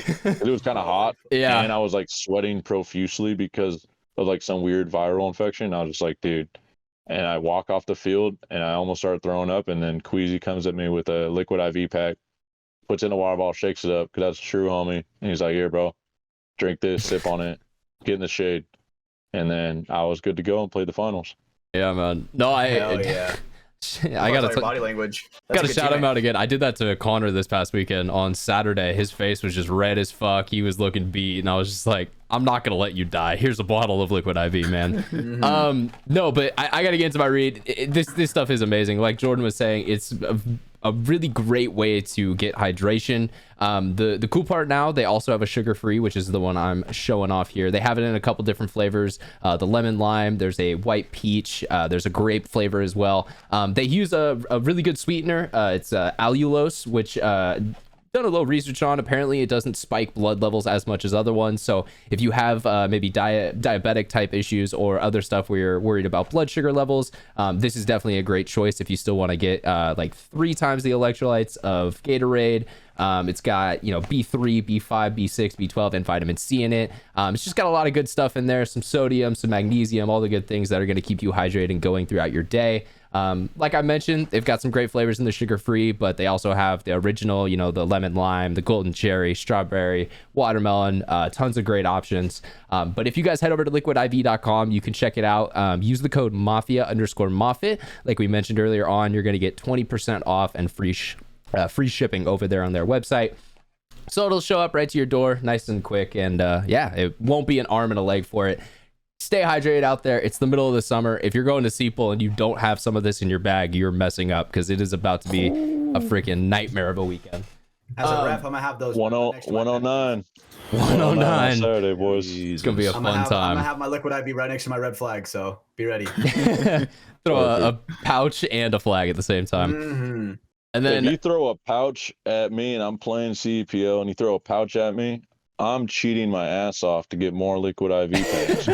You're like, yeah, we just start using the strawberry because it's red. So that's the, dude. yeah, okay. I I'll like look over that. the ref right when I get in the face, say, throw me in a strawberry. And then, no, wipe the face hit. Now give me the strawberry. He's like, I gotta pull 2 of your teammates. Give them one too. God damn it! Like, just hook the homies up in the back, boys. Let's go. for sure, guys. So once again, head over to liquidiv.com liquidiv.com, and then the code is Mafia_Moffitt. Last tonight on our sponsor list, we got NECTR. So we talked about them earlier on. It's a little energy pouch, so it's got caffeine in it as well as a neurotropic. There is no like tobacco, there's no nicotine. It does kind of take the same form of like a Zyn or a pouch type item like that, but yeah, it's a more kind of clean form of energy. A lot of people swear by these. I know Hatch loves them on like his car rides home, stuff like that from the field. You know, if you aren't able to pick up an energy drink or you just don't really like drinking those, this is definitely a little more clean or healthier of an option. Yeah, I enjoy them. They've got their 2 flavors right now, which is the fresh mint and the iced mango. We should be seeing Berry Blast and Pure Passion coming at some point in the future, so that'll be exciting. I'm know hype. Hatch is a Passion fan. That's his whole deal. Shout out to D Shave Ice. That's my new favorite flavor, D Shave Ice. You'll see that. Hey, no free ads. We're in the middle of another ad read. Come on. Oh, but Danny, you gotta pay us for that one, man. But yeah, guys, head over to NECTR. As I said earlier, nectar.energy, and NECTR is spelled NECTR.energy/MafiaProductions, all one word there. And that's going to get you a buy 2, get 1 free code. You're also going to get free shipping as well. So same thing. It'll show up to your door nice and quick. I think Brandon ordered it and it was there like 2 days later or something. It's ridiculously fast free shipping. So yeah, head over there, NECTR Energy. Appreciate those guys. Thanks to our 2 sponsors for tonight for supporting the show. Well, all right, guys. I mean, there are a couple other topics I wanted to get into tonight. I think there are some interesting things to talk about. Well, we're kind of in this like sports, you know, vibe, and we've been talking about paintball a lot. One that I wanted to bring up was, do you guys have like embarrassing stories from sports as a kid? Because I actually do have one, and I just think it's funny to think back to it, because the amount of like cringe that enters my body when I think about it. Do you guys, any of you guys have a story like that in your life where you're just like, wish that never happened? I have one. How I reacted one after a game. Yeah, I look back, it's like, fuck, dude, I wish I didn't do that. What did you do, Brandon? I was just, you know. I cried hysterically, and it was. Hey, over. It meant a lot to you, buddy. It shouldn't have. Wasn't a big game or anything. It was just a dumb rule that I didn't know. Okay, what happened? What's the full story? So, what sport is it? Baseball. So baseball. Baseball. I think we only went to 6 innings. We were like top of the 6th. We were the away team. Down by a run or 2 or whatever. Had a player on third. I was the leadoff hitter. I was the fastest one on the team. Oh shit! Okay, Brandon. What a flex! Yeah. Hey. And I was able to all year long. I was laying down bunts and beating them out. So we had a runner on third. I think we were down by 1. Want to just lay down a bunt towards first, beat the run out.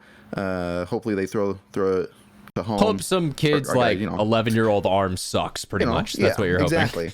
Exactly. Are you 11 at this point, or are you? It was like something like that. Yeah, somewhere between 10 and 12. Okay. Little league still. Yeah, and get 2 strikes on me, and I go to lay down a bunt, and I hit it into foul territory, and that's strike 3, bro. Yeah, none of us knew that. You guys didn't know that? Yeah, I was like, Gump said, nope, game over, you're out. That's disappointing. Yeah, it's a third out, and it was frustrating. And looking back, like, it's not like I was a little kid or anything, but I was old enough that, come on, I shouldn't have acted like that. That's an embarrassing one, because I feel like I did know that at that age. Like, I feel like I picked that up from, like, video games, because fucking around as a kid, I'd, like, go to bunt and, like, still get called out or some shit. And, like, honestly, I think that's how I learned that rule, was, like, MLB 2K08 or some shit. Jesus, yeah. I wish I knew man. That. Okay, so crying hysterically, you felt embarrassed about that. Well, have you guys ever ran into a pole? I ran into a truck. All right. Does that count? Kind of. Same. It's a stationary object. The pole was bad because I gotta build the setting a little bit. 7th grade, middle school year, very formative years of a child's life. Going out for wrestling, gonna become a man a little bit, grow up, try to put some hair on my chest, as they would say.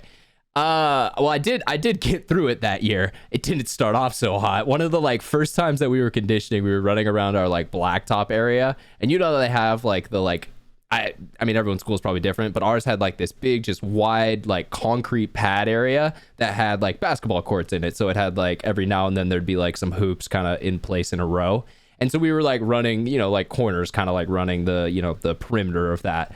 And one time, I don't fully remember why, but I looked over for a split second and then just pull face full speed.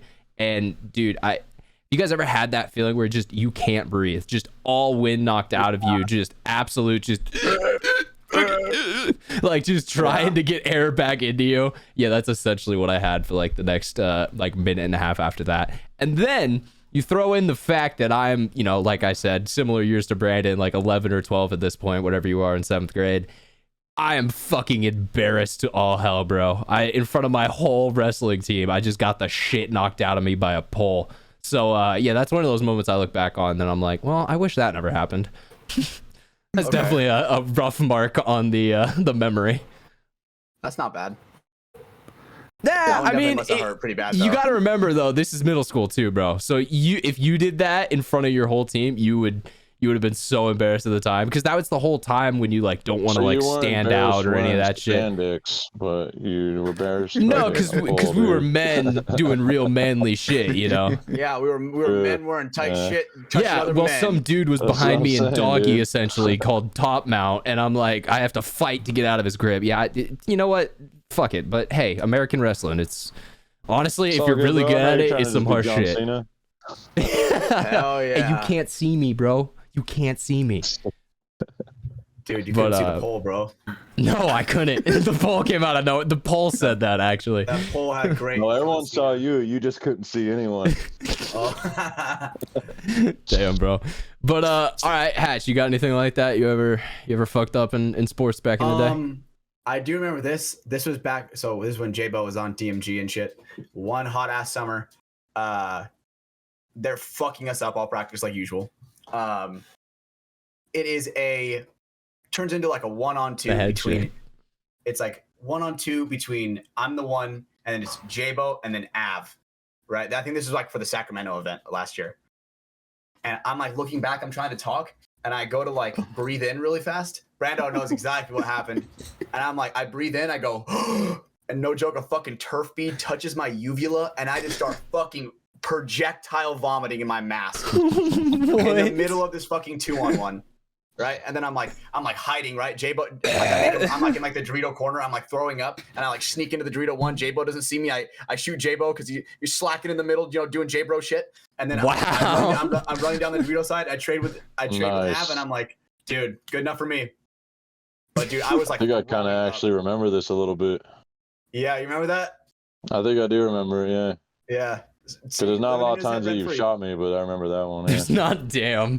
Dude, I remember, dude, when you're the top dog, dude, there were practices when they would just fuck us up. There were times where, obviously, right, they were practicing Impact and Dynasty. So whenever we come over there, scraps, whenever we'd get the scraps, they would just fucking ruin our day. Just right? crush all hopes of your guys' performance. Yep, their confidence would be brought down from I was gonna say Dynasty. essentially what happened to you guys. All right, boys, let's go get them, and they come and just fuck us. It was up. legitimately a hurt people type moment. Like you guys just got kicked in the stomach all day by them, and then you're like, all right, fucking come here, Hatch. But that's straight up what made us better. It does. That's that iron sharpens iron. The ass whoopings. Iron sharpens iron, for sure. I agree. And if you ain't getting your ass whooped, bro, what are you doing? If you're the guy that's constantly whooping ass every weekend at your field, I feel like you're kind of... So you can get your ass whooped, but are you actually reflecting off of it and critiquing your game and applying it? Because if you're just out there getting your ass whooped, then you're just out there getting your ass whooped. And then you're basically just a punching bag. For someone, who's higher level than you. Taking notes and be like, how the hell do I keep Dylan from bunkering me this game? Oh, I need my bad guy's help to put his ass in? Okay, so that's how things start developing, right? Start figuring out ways to play better. Yeah. So that shit don't happen no more. I don't know. That's just basic shit, but yeah, that's essentially what should be happening. But yeah, if you're taking ass whooping after ass whooping and ain't nothing changing, then you're just out there getting your ass kicked. That's all that is. They were clapping us, and then we won cup. So what's up, baby? That's what I'm saying, though. There you go. That cup lineup was pretty stacked, literally, too. Okay, hear this, dude, crazy lineup right now. Brando, the weekend where I throw up, kind of tie a 2v1, count that in my favor, a tie, right? And we won the Sacramento event the next fucking weekend. We did, yeah. We did. Getting our asses whooped. We got our asses fucking beat. That might have been the only point we won all day, bro. And you know what? I think the low... Go. I was saying, I think the low body guy always has a slight advantage because he has nothing to lose. You should go into it like that. I got nothing to lose. If I win this shit, I'm a god. You're a god. If not, well, shit, bro. To lose it. Yeah, like it's a win-win for you, bro. You have nothing to lose. Just fucking send it, bro. Yeah, you're getting a free roll. This guy, I'm gonna take a one-on-one for like 10 seconds, and then like hopefully I win that, and then I'm gonna go challenge the next guy.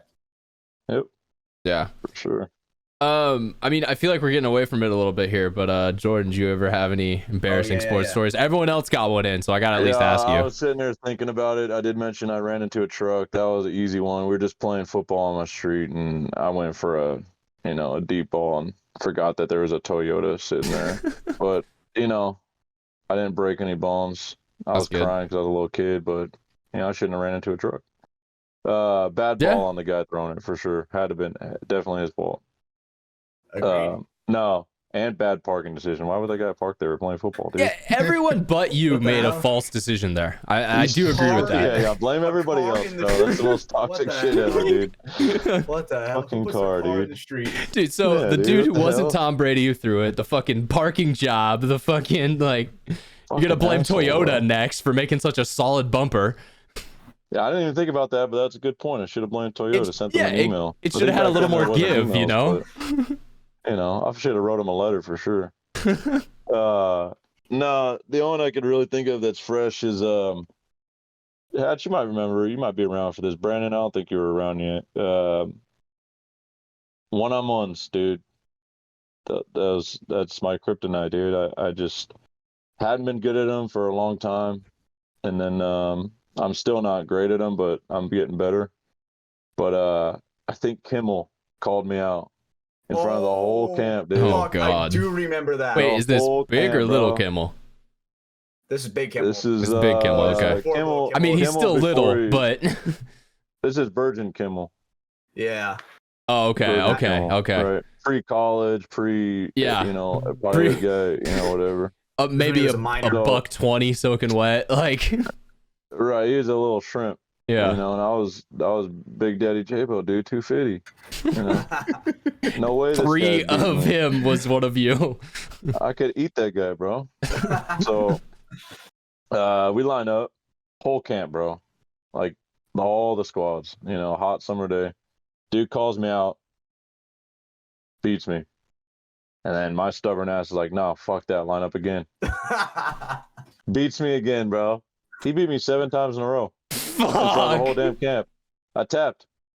I was like, Yeah, you know well, what? I Fuck, feel like at bro. that point you lost a best of 7.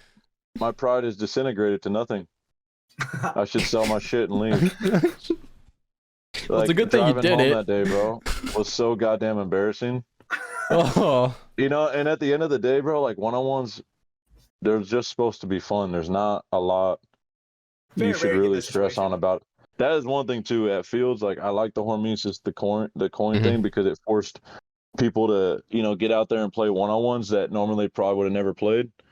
Hold on, I'm gonna grab my charger. But yeah, like guys who might, you know, want to play against you, but never would have the reason to be like, hey, Jordan, can we play 1-on-1 real quick? exactly. Now you got, you know, people playing one-on-ones, and they should do it more often. People should be playing one-on-ones all the time, Mhm. just for fun. They don't need a coin, but I mean, it adds an element to, you know, pride. But Yeah, it gives it, you They know, a should just little bit more of play a reason one-on-ones. to. We did Yeah. one-on-ones this past weekend, Brando. Why don't you tell them how that went? Yeah, we did do one-on-ones. Yeah, There we Brandon. Oh, you got to tell this story. My punishment for choking a one-on-one in Philly was I had to play one-on-ones against the whole team, and everyone I So lost. Brandon got train ran on him. Essentially, it was literally like Whoa. someone goes to the box. All right, points over. Brandon, get back to the box. Someone else go fuck him up. Someone else go. And Oh to his my cradit, gosh, bro. to You his just credit, beat he me. won a Paintballs. decent amount. He went Yeah. 4-4. He But won a 4-4. decent amount. Hey, well, Brando, why don't you just tell him who sent you that first L? Why don't you just tell him who sent you that first one? I'm assuming it's Hatch. Hatch must. Yes, That's it my was. best Big guess. Daddy Hatch. The thing is, our coach Chim. Because the thing is, that point, I fucking blitz down the Dorito side, shoot fucking 4 dudes. Then we get a fucking minor behind me, and fucking pulls out everybody. Guy gets shot on the snake side. Brando's running down. Now it's a 1-on-1, and then he loses. And it's like we shouldn't even have let it come to that. Realistically, the penalty. Yeah. Right? Dude, Whoever the fuck got the penalty should have done the 1-on-ones. Now that I think I bunkered my guy. I did my job. He did, and it was my a first verbal initial clip. job. Yes, Like, yeah. it's That confirmed. that was the point. That was the Yeah. point that I lost the one-on-one. But I bunkered my guy. Stayed alive. Yeah, to look over and everyone's fucking dead. What the fuck? So and Chim's like, you got to get your revenge, Hatch. You killed so many people just for him to fuck it up for you. And I'm like, that's a valid point, Chim. Fuck this guy. And so He for a was all second, Brando was pissed, the yeah. enemy. Yeah, for a second, Brando he was saw the enemy. red, and now Uh-oh. yeah, his outline changed back to blue. He's good. It's okay But I was cheering for Brando once I was done. for sure. I think I would have messed with Brandon and be like, you know what, Brandon, you should have shot everyone. What are you doing? You know what? What do you mean you're a guy? They're all your guys. You should have shot them all. That's a What are you doing? That's a valid observation, J-Bo. I like that. Yeah, damn, dude. Do that. Hire me as a coach, bro. I'll coach with Jim. Hell yeah, there That's we go. a good one. That'd be a Um, dynamic duo. So, okay, speaking of the one-on-one format, this actually reminded me of something I saw today, and I wanted to get Hatch's opinion on it. So, Hatch, go over to the group chat on your phone real quick. I want to know your opinion. So, this is a player who's playing in the Hormesis one-on-one.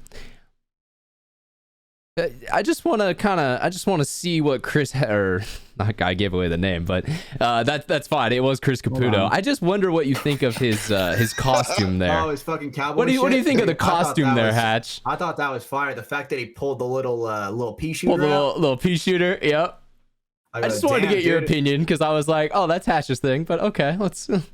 Certified badass. Chris Hell Caputo, yeah. dude. I like that guy. Who did this? Chris Chris Caputo. Caputo. It was I'll send it to during you right now. the. I'll send it to you right now, J-Bo. I'll send it to you right now. I believe it's the Joust. I think is the So you fun can watch version. What's up? I'm sorry. You can watch it online. You can watch it. Yeah, well, so I think they've done live stream versions, but they also are, media's there, people are invited, so we're starting to see clips pop up during the week. But yeah, I think he was doing that during, like I said, the Joust, which is the more kind of fun, just it's a team environment, just come play paintball and have one-on-ones. And then the duel the next day was the like competitive, if you win you get an entry to potentially win 10K, I think it is. That's the top prize for the final one. That's pretty dope, man. I mean, I haven't followed it too much. I know I see like who's been winning, but I always thought that'd be a great idea, man.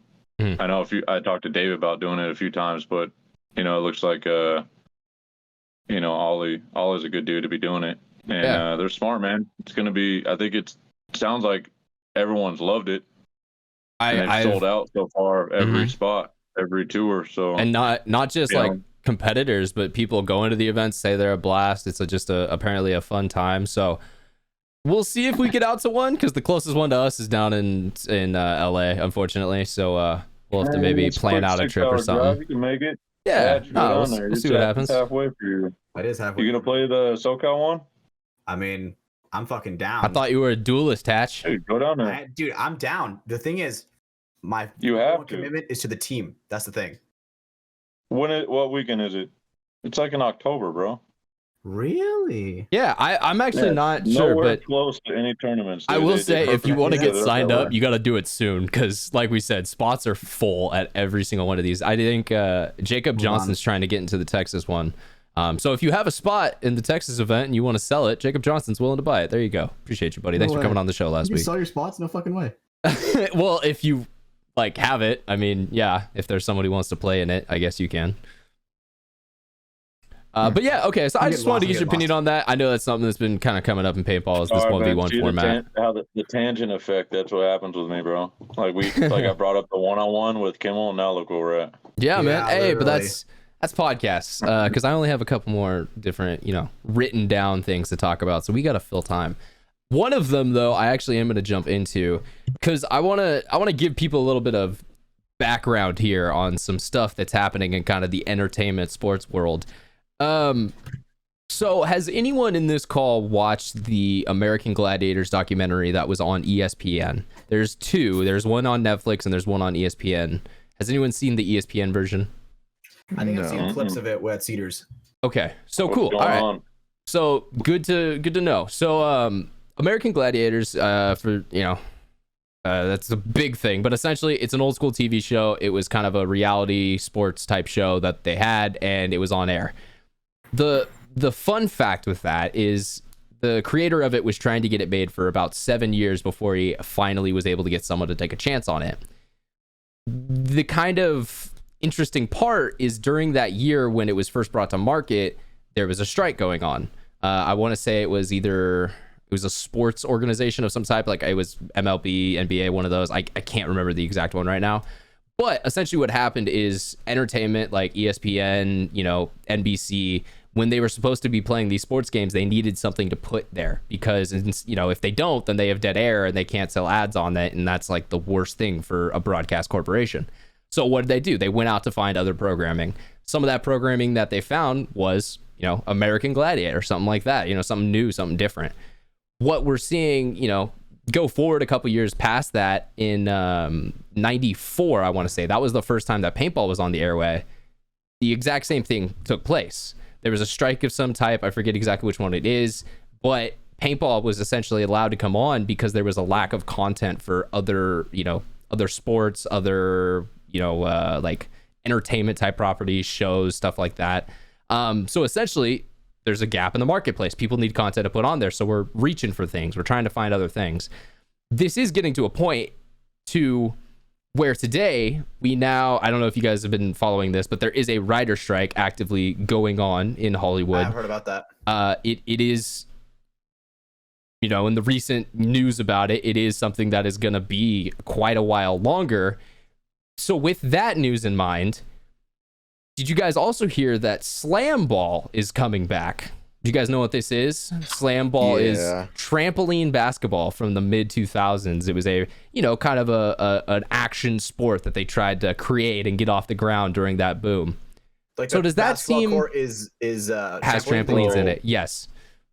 Slam ball is gonna make it back to TV before paintball does. But Jordan, I think that's the point I'm making here. Do you see why it's getting back on? Because there's a lack of content. Because there's not all these writers who are making shows for NBC. They need to fill that airway with something.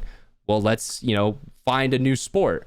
Slam ball. Slam ball raised $11 million in a series funding round so they could put this production on and get it on the airwaves. Guys, Tommy, I'm sorry. What are we doing, bro? Trampoline basketball is able to raise $11 million.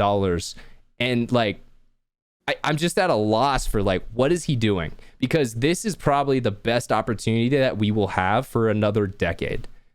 Because like I'm mentioning, and I was proving with the history, when strikes like this happen, when companies get desperate for content, they get desperate to get something out there, that's when you have these opportunities as weird things like American Gladiators, like Slam Ball, like Paintball. Paintball. What's up? Paintball. Paintball is weird, but it's cool. Yeah. Oh, that's exactly what I said. That. Yeah. That was the last part of my list. And that's exactly the point. Is we have an opportunity right now because of the situation that's going on. I just get to the point is like, what is our leadership doing? What is, Tom and Bart in past episodes of podcasts. Are they our leaders? Well, and that's the thing. That's a good ass point, because are they really, are they just trying to put money back in their pockets? But at the same time, growing the sport would also put money in their pockets. So it's like, I know. What is this? It's a very hard conversation to have because I don't have all the information. I'm not in these meetings. I don't know what they're talking about. But from an outside perspective, knowing some of the information I do about how the entertainment industry works, and thankfully, I've been actually talking with Dan Napoli about some of this recently, and he's helping fill me in more as well. It really just seems that we're spinning our wheels in the mud doing fuck all when trampoline basketball is, doing what it's doing, when, beanbag tossing is doing what it's doing. But don't get me wrong. Those are a lot easier and cheaper to make, and so there are like production complications. But at the end of the day, the point still remains that if that is finding funding in today's age, then why the fuck aren't we? So check this out, and I totally hear where you're coming from on that. I didn't realize all that was going on because I'll be honest, I don't even own a computer. I barely watch TV. Yep. I spend a lot of my time at work, outside, in the gym. Like, I don't do. You bring other people their internet. You don't use it yourself. I manage people that bring, yes, but I did that for a long time. But anyways, look at what F1 did. Mm-hmm. Look at what golf did. Golf just came out with some, thing where they follow all these pros, and it makes it dramatic. I'm gonna stop this. People are getting into golf right now. Oh no, you're 100% right. And so I'm going to stop this argument just at the head, though, because while you are 100% right, it is a very good marketing element to bring people into a sport that is a little unknown. Drive to Survive cost $1.1 million an episode. Where's that money coming from? Like Mercedes, bro. Exactly, but the point I'm making in our sport is who is going to pay me to spend the time and the effort that should go into making a documentary of that length. And I'm not just saying me, I'm saying me as like media in general, who the Verbals, the Enriques, the guys who are actually going to be there working on it, creating it, and or an outside company that may come in and create that. Who is putting up the money to get that sent out? I think it's up for grabs. Like when you mentioned leaders, like I don't think, honestly, from what they're doing, like I think Bart's verbally kind of put out there his plans and his goals. Mm-hmm. So he may be someone that's capable of putting money down. But honestly, I think paintball industry is up for grabs, bro. Mm-hmm. I think like if someone came in with some big pockets and were like, hey, I'm taking it in this direction, like how could anyone say no to that? Because we're floundering now.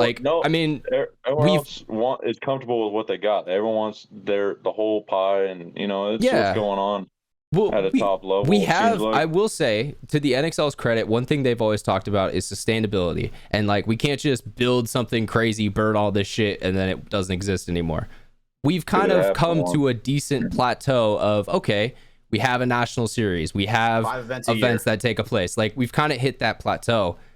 But now we need to do something else to either like get past this plateau or, diversify and go a different way, plus this version of paintball. Like you were talking about it with like, the fitness stuff earlier, Jordan. Like you would grow and then you'd hit a plateau, and then you'd have to find out something else to do so you could keep growing. I feel like we're kind of in that little stagnation period, personally. And if that is some other person coming in and just being like, hey, here's $15 million. I want it done this way, this way, this way. Maybe it works, maybe it doesn't. But we're trying something, or, someone's trying something. I feel like if we keep doing what we're doing, we're just going in a circle. It's tough, man. Someone's going to have to take a risk. For sure. For sure. Financially. Yeah. That's what it's going to take. But I feel like you follow the top 5 teams in a tournament and the drama behind their whole preparation to the outcome, because one of those 5 teams is probably going to win the tournament. Mm-hmm. Like, dude, that story with the right cameras and the right production. Yeah, the right crew to tell it. Yeah. Insane. I mean, there's been some short movies on finals competition and stuff at Pro, like, that are pretty dramatic. We're like, damn, dude, that was badass. I think the one they did on Damage at the Lone Star last year, like, that was sick. Yeah, that was Dylan. That was by Ghost Sports. Yeah. Yeah, so it's like they need to do more of that, but somehow feature it to people outside of just Ghost Sports subscribers, which are literally just paintball people. Yeah, and I do see I don't where know how to do it. Exactly. Me, like I see where the problem lies in that. Well, if we're spending money to make content and then we just give away content for free, where does where does the money come back? So it's like that's a step 1 do this, step 2 question mark, step 3 profit. Like that's kind of what that type of seems. So obviously I get that doesn't work, but there has to be ways that we can sell a product, some type of content to advertisers, because really, at the end of the day, that is why TV exists. That's why sports exist, really, is because it makes a product that advertisers can put their product over to then sell more units, subscribers, whatever the fuck it is. And so once you realize that and start looking at it as a whole, we do have an entertaining product. I mean, this sport, it hooks people for a reason. Like all of us here have been doing this for most of our life at this point. There's a reason for that. That's not a common thing. Badminton, it may hook some people, but it doesn't do that as much as you'll see with a sport like paintball. So obviously there's something there. It's just figuring out the right way to package it and, sell it to people so then they can put their, I guess, stamp and stuff on it. I don't know. It concerns me that no major sponsors have wanted to put their hands anywhere near paintball in the last 10 years. Yeah. And we did have companies come in like Rain, and this was a conversation I had openly with Matt Ingalls. Rain came in and they were excited to do so. And honestly, I mean, the community kind of spoiled it. They came to the environment that they saw at events and they just didn't want to come back. They stuck out their contract, and then when their contract was up, they didn't want to renew with Matt. And some of that is, guys, we got to stop, fucking lighting up in the pits. We got to stop, fucking, getting in fights openly on the NXL grounds. Like on a professional circuit sometimes. That's part of, paintball, man. It's all walks of life, bro. Yep. You other sports, there's more structure from the very bottom all the way up through the transition up to the higher competitive levels, to where that kind of gets weeded out very early, to where by the time you get to the national product, it's serious competitors, right? But like paintball, man, it's like, I don't care if that guy's a dirtbag because he makes it to fucking D2 every time. Yeah.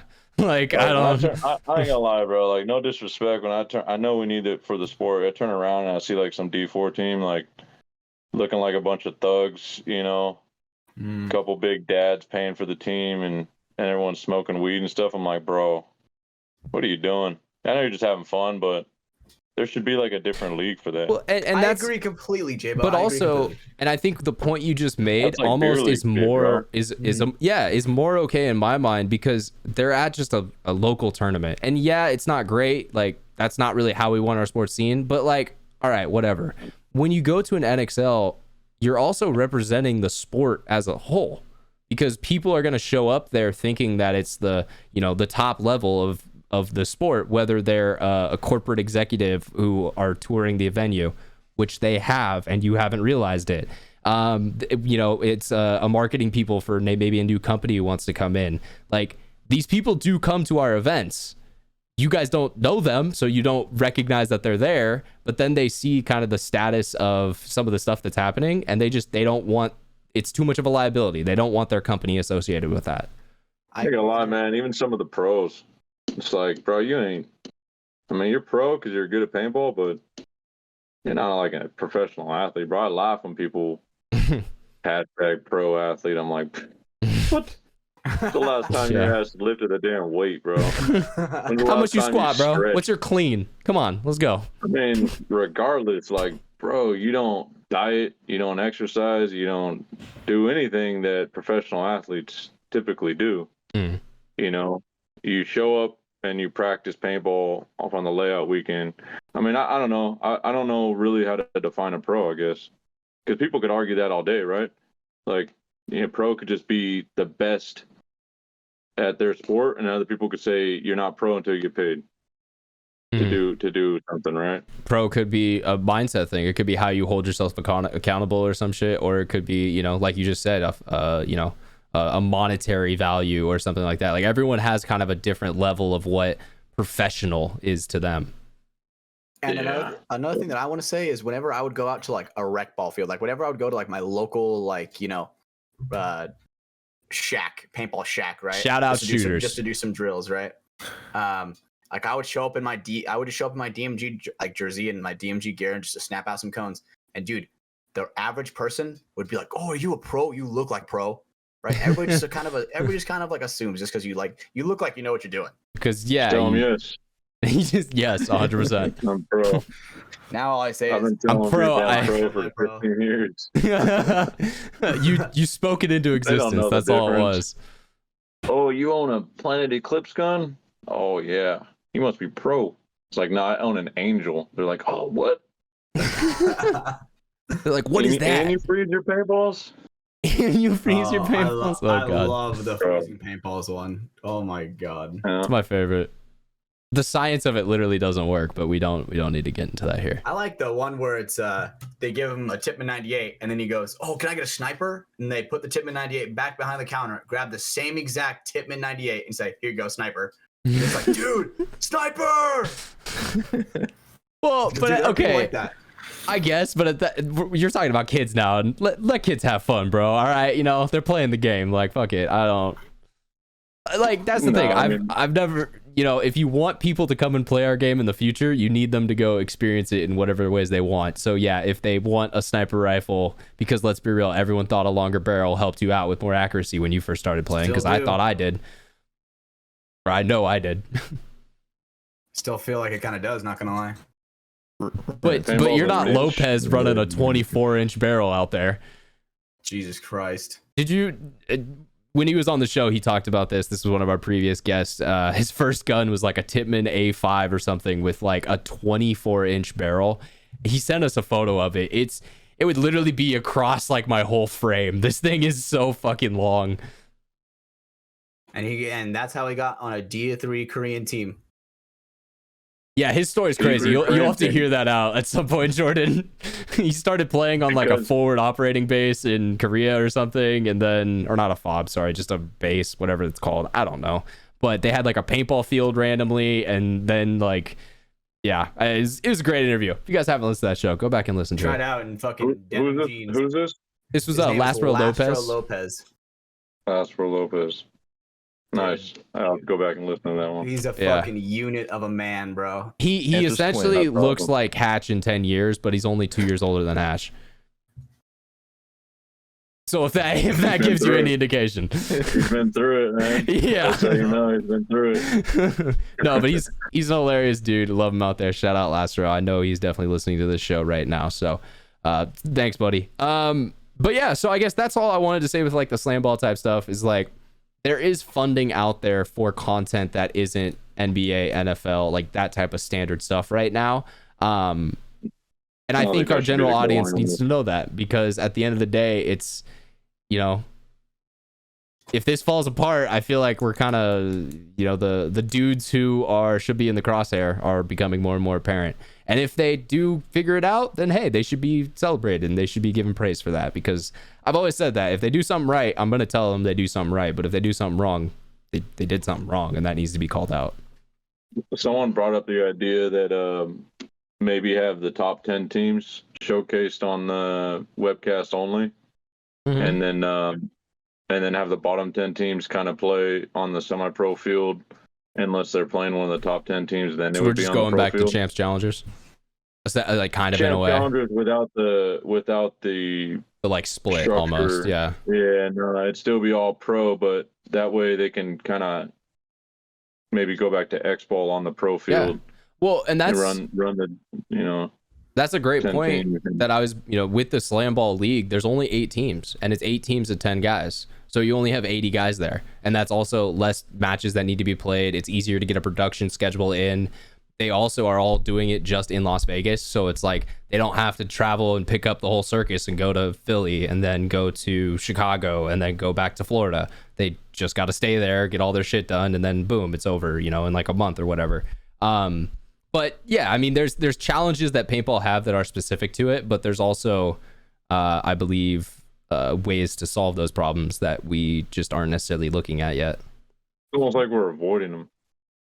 Kind of. Like as soon as they look at the cost, they're like, nah, we're not going to be able to profit. And I get it. People got to, got to be able to feed themselves and stuff. So look, Bart and Sarge have been burning enough money. Like, I will say that those men have spent a lot of funds on the sport so far. But if I was them, okay, so put yourself in their shoes. But is it, what I was going to say, is it being productive though? Like, that was the point I was going to bring up, is like, they're burning cash, but is it actually getting towards something? Is it just a passion that they love? Yeah. Like, what, is this something they're okay with burning because their sons play, they enjoy it, they love the sport? Or, like that's kind of, I guess, the point we're getting to, is like, where's the future? I'd imagine those guys are smart, right? That's why they're wealthy. Usually wealthy people. Most dumb people aren't. Yeah. So I'm sure they have an expectation that they had laid out and a timeline. So I don't know what that timeline is and what those expectations were. But I mean, things are still where they're at. So I don't know if that's meeting their expectation or we're on the path towards it, or maybe there's deals being worked out that no one knows about and it's just taking a long time to figure out. Of course. But and that's what I said to start this whole conversation, is we don't have all the information. There are talks and conversations going on that we're not privy to. So we're in the dark on that. Yeah. I just think they need to restructure some of the top levels and at least take a good look at it and try to figure out maybe, why isn't this product working in the current like state that it is in. That's how we've hit the 2-hour mark, guys. Yeah, it's tough, man. There's a lot you can dive into, speculate on, conspire, but I don't know, man. I'm just trying to enjoy it while I'm still able to do it. And I hope, my goal personally is to become an elite level player. I'm hoping that happens sooner rather than later. And I'm doing everything I can to. Yeah, and I think it's one of those things that, like, if you woke up tomorrow and there was some type of funding deal where, since you're a player in the league, now you just are taken care of a little bit, you'd probably be super happy about that. That'd probably make your life a lot easier. But at the end of the day, you're still playing this game because you love it. It's not necessarily, you're not trying to make this like the thing that's gonna set you up for the future or not. It's kind of a thing that, this is a thing I'm good at. I love it. I enjoy it. I want to be the best that I can. So I'm going to go try to do that. Yeah. Yeah. Tough, man. Because, hopefully it happens at some point, like what we're talking about. But if you're correct with what you're saying and there's opportunity now and then no one's capitalized on it, that's a shame. Because paintball, I feel like, is a pretty cool sport. The fact that some of these other sports, like watching cornhole on ESPN, Who the fuck Dude, watches that? you're Who sits throwing. down and You're watches that? throwing. People do. I don't know who does, but there's someone does because it's on there enough. And for you people also have to watch. think of this. How much does it cost to make a cornhole tournament? Dude, you could probably get do it for that part. $200,000. Like, honestly, like, Dudes out there whereas, throwing. yeah, setting up a whole paintball field, setting up the casters for it, the nets, the air supply systems. You got to get all the infrastructure in to support it. Like, we have already gone over the $200,000 that cornhole is at, like, within just that. And we haven't got to player salaries, media salaries, crew. Like, the money needs to be there. It adds up really fucking fast.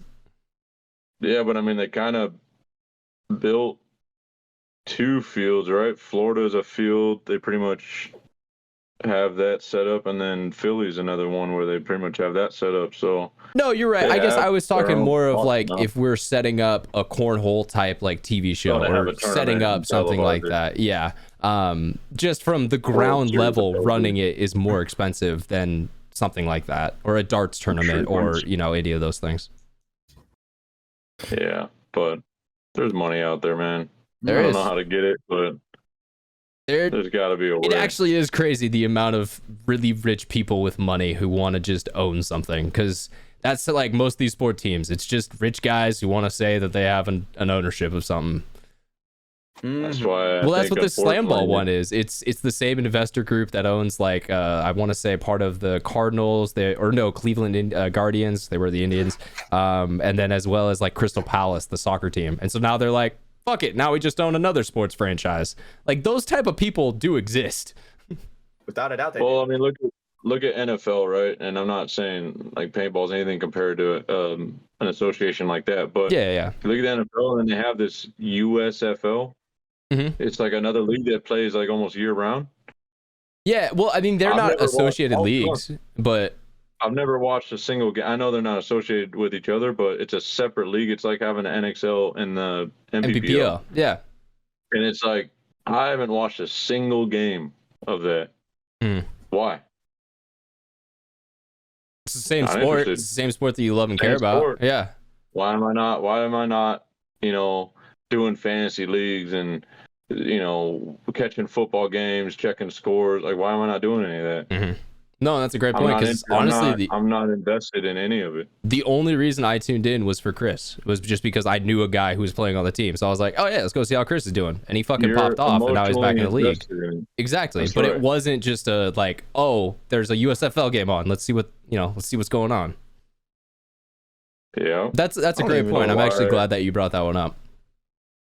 You know what I mean? That's what I'm saying, is that paintball may need to go the route of what the F1 and then as the golf industry did, is they made people interested in it by creating a series that people could emotionally invest into, because there's drama and there's There's a excitement story. and intensity Yeah. and stuff, and it's a literally story of these human beings that are going through these adversities in this competition, Mhm. and then like paintball, really dramatic, and if they were able to capture it at a level that some of these cameras are doing these productions on, like, dude, Yeah. it would be to catch some of these gunfights and some of the finesse moves, and like, I get like Maddie and Rich do a good job of just broadcasting the games, and they explain a lot, they try to at least, but in all honesty, like, if I was like to turn on the webcast and not know anything about paintball, bro, I'd probably turn it right back off. Yeah. And a Valid. lot of it comes from just the lack of time Like, due I'm to the going necessity on. of like split decks, because, we have 20 teams. Like, it kind of gets back to that same point of just kind of too much of a schedule to fit in. Yeah. And that's what I'm saying, is I honestly think that Pro Division should do kind of like the 10 teams on the main field. And then you'll get your couple games, if you're not one of the better teams, you'll get your couple games when you play against the top tier teams in your bracket. But Yeah.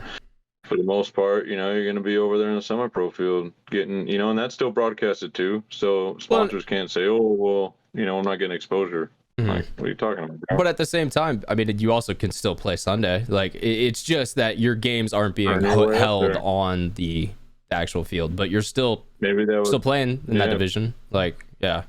push some of these money teams that aren't doing so well to put out a better product to get up to the elite level. That's true. And then that would, Get on force that more Sunday. competition from the bottom up. And that's what I'm saying. It kind of does create a pseudo sort of like champs challengers type system without actually like doing so, if that makes sense. Where Well, it's the whole reason why the whole debate with the champs challengers is that the challenger teams weren't willing to fund the teams because they were losing exposure by being in challengers. They weren't prominent pro team at that point. They weren't getting exposure on the Go Sports or whatever. They weren't able to justify their funding because of the lack of exposure, to the viewership. Yeah, So, no, I see what you're saying, and I guess you are right, because the difference is back then we didn't have a secondary broadcast of another field going, whereas we do now. People would still be able to see those teams with those sponsors play on, the top level, just not maybe on main stage. And if you look back to like MPPL, they didn't always play all their pro games on the main center court field. They always had, okay, we got to go play JT field. We got to go play this field. We got to go play this field. And then, our finals are going to be on the main, big stadium. Everyone's there. It'd be great. I know this will never happen, but a pro free agency redraft. Okay. Where all the owners of the 20 franchises, all the players become free agents, and every player, semi-pro, whatever, everyone's a free agent. And then you draft a 15-man roster, and they go off of, I don't know, the last 5 years of tournament seedings. They average that out. Okay, that's how you get first pick to last pick, same way any other draft goes, or lottery, whatever you want to do. And then I think that would kind of balance out the skill level. Because honestly, some of these teams are so funded, they're literally just, dude, look at Diesel, bro. Yeah. Dude drops tons of money. Mark Johnson, cool dude, got to know him just a little bit in passing a few times, but with Shane on the team. But Mark Johnson seems like a straight up dude, literally buying at like a championship level roster. It's only a matter of time before they win a tournament with that much, skill on that team. Yeah. But like, how is it good for the sport? No, I mean, that is a very valid point, because essentially you're creating, in baseball, there was this conversation for years about, all right, well, the Yankees are just going to spend 120 million every year, and then how the fuck are we ever going to compare? Well, and that's where teams had to get creative. That's where the whole Moneyball era and all the looking at players from a different value came from. But essentially, it was to they tried to like find a way to compete against it, which, you see in paintball right now. Art, Sarge, I don't know, trying to think of other names, but those 4 or 5 guys who are at the top, who are able to fund these kind of bigger teams, they're able just to pick up whoever they want. And, doesn't matter if you've been playing with a team for a long time. If now you finally can make a little money playing this game you love, who's not going to take that deal when there is, no other type of thing? Yeah, I mean, I hate to say it. I'm not knocking the players. Oh, that's the other thing too. It's you can't hate a player for getting a better situation. A great example of this is a guy like Connor Kelly. Sarge saw, hey, this is a young kid who's going to be really good. I want to grab him and put him on my roster. I think with ML Kings, the way they're looking this year, they actually probably could have done some good things if he was able to stay on. But hey, he had a better opportunity, so he went to take it. It's nothing against him there, but that's kind of what that creates is, now a guy's getting really good on that roster, grab him up, put him onto ours. And now it kind of creates that like bubble. That.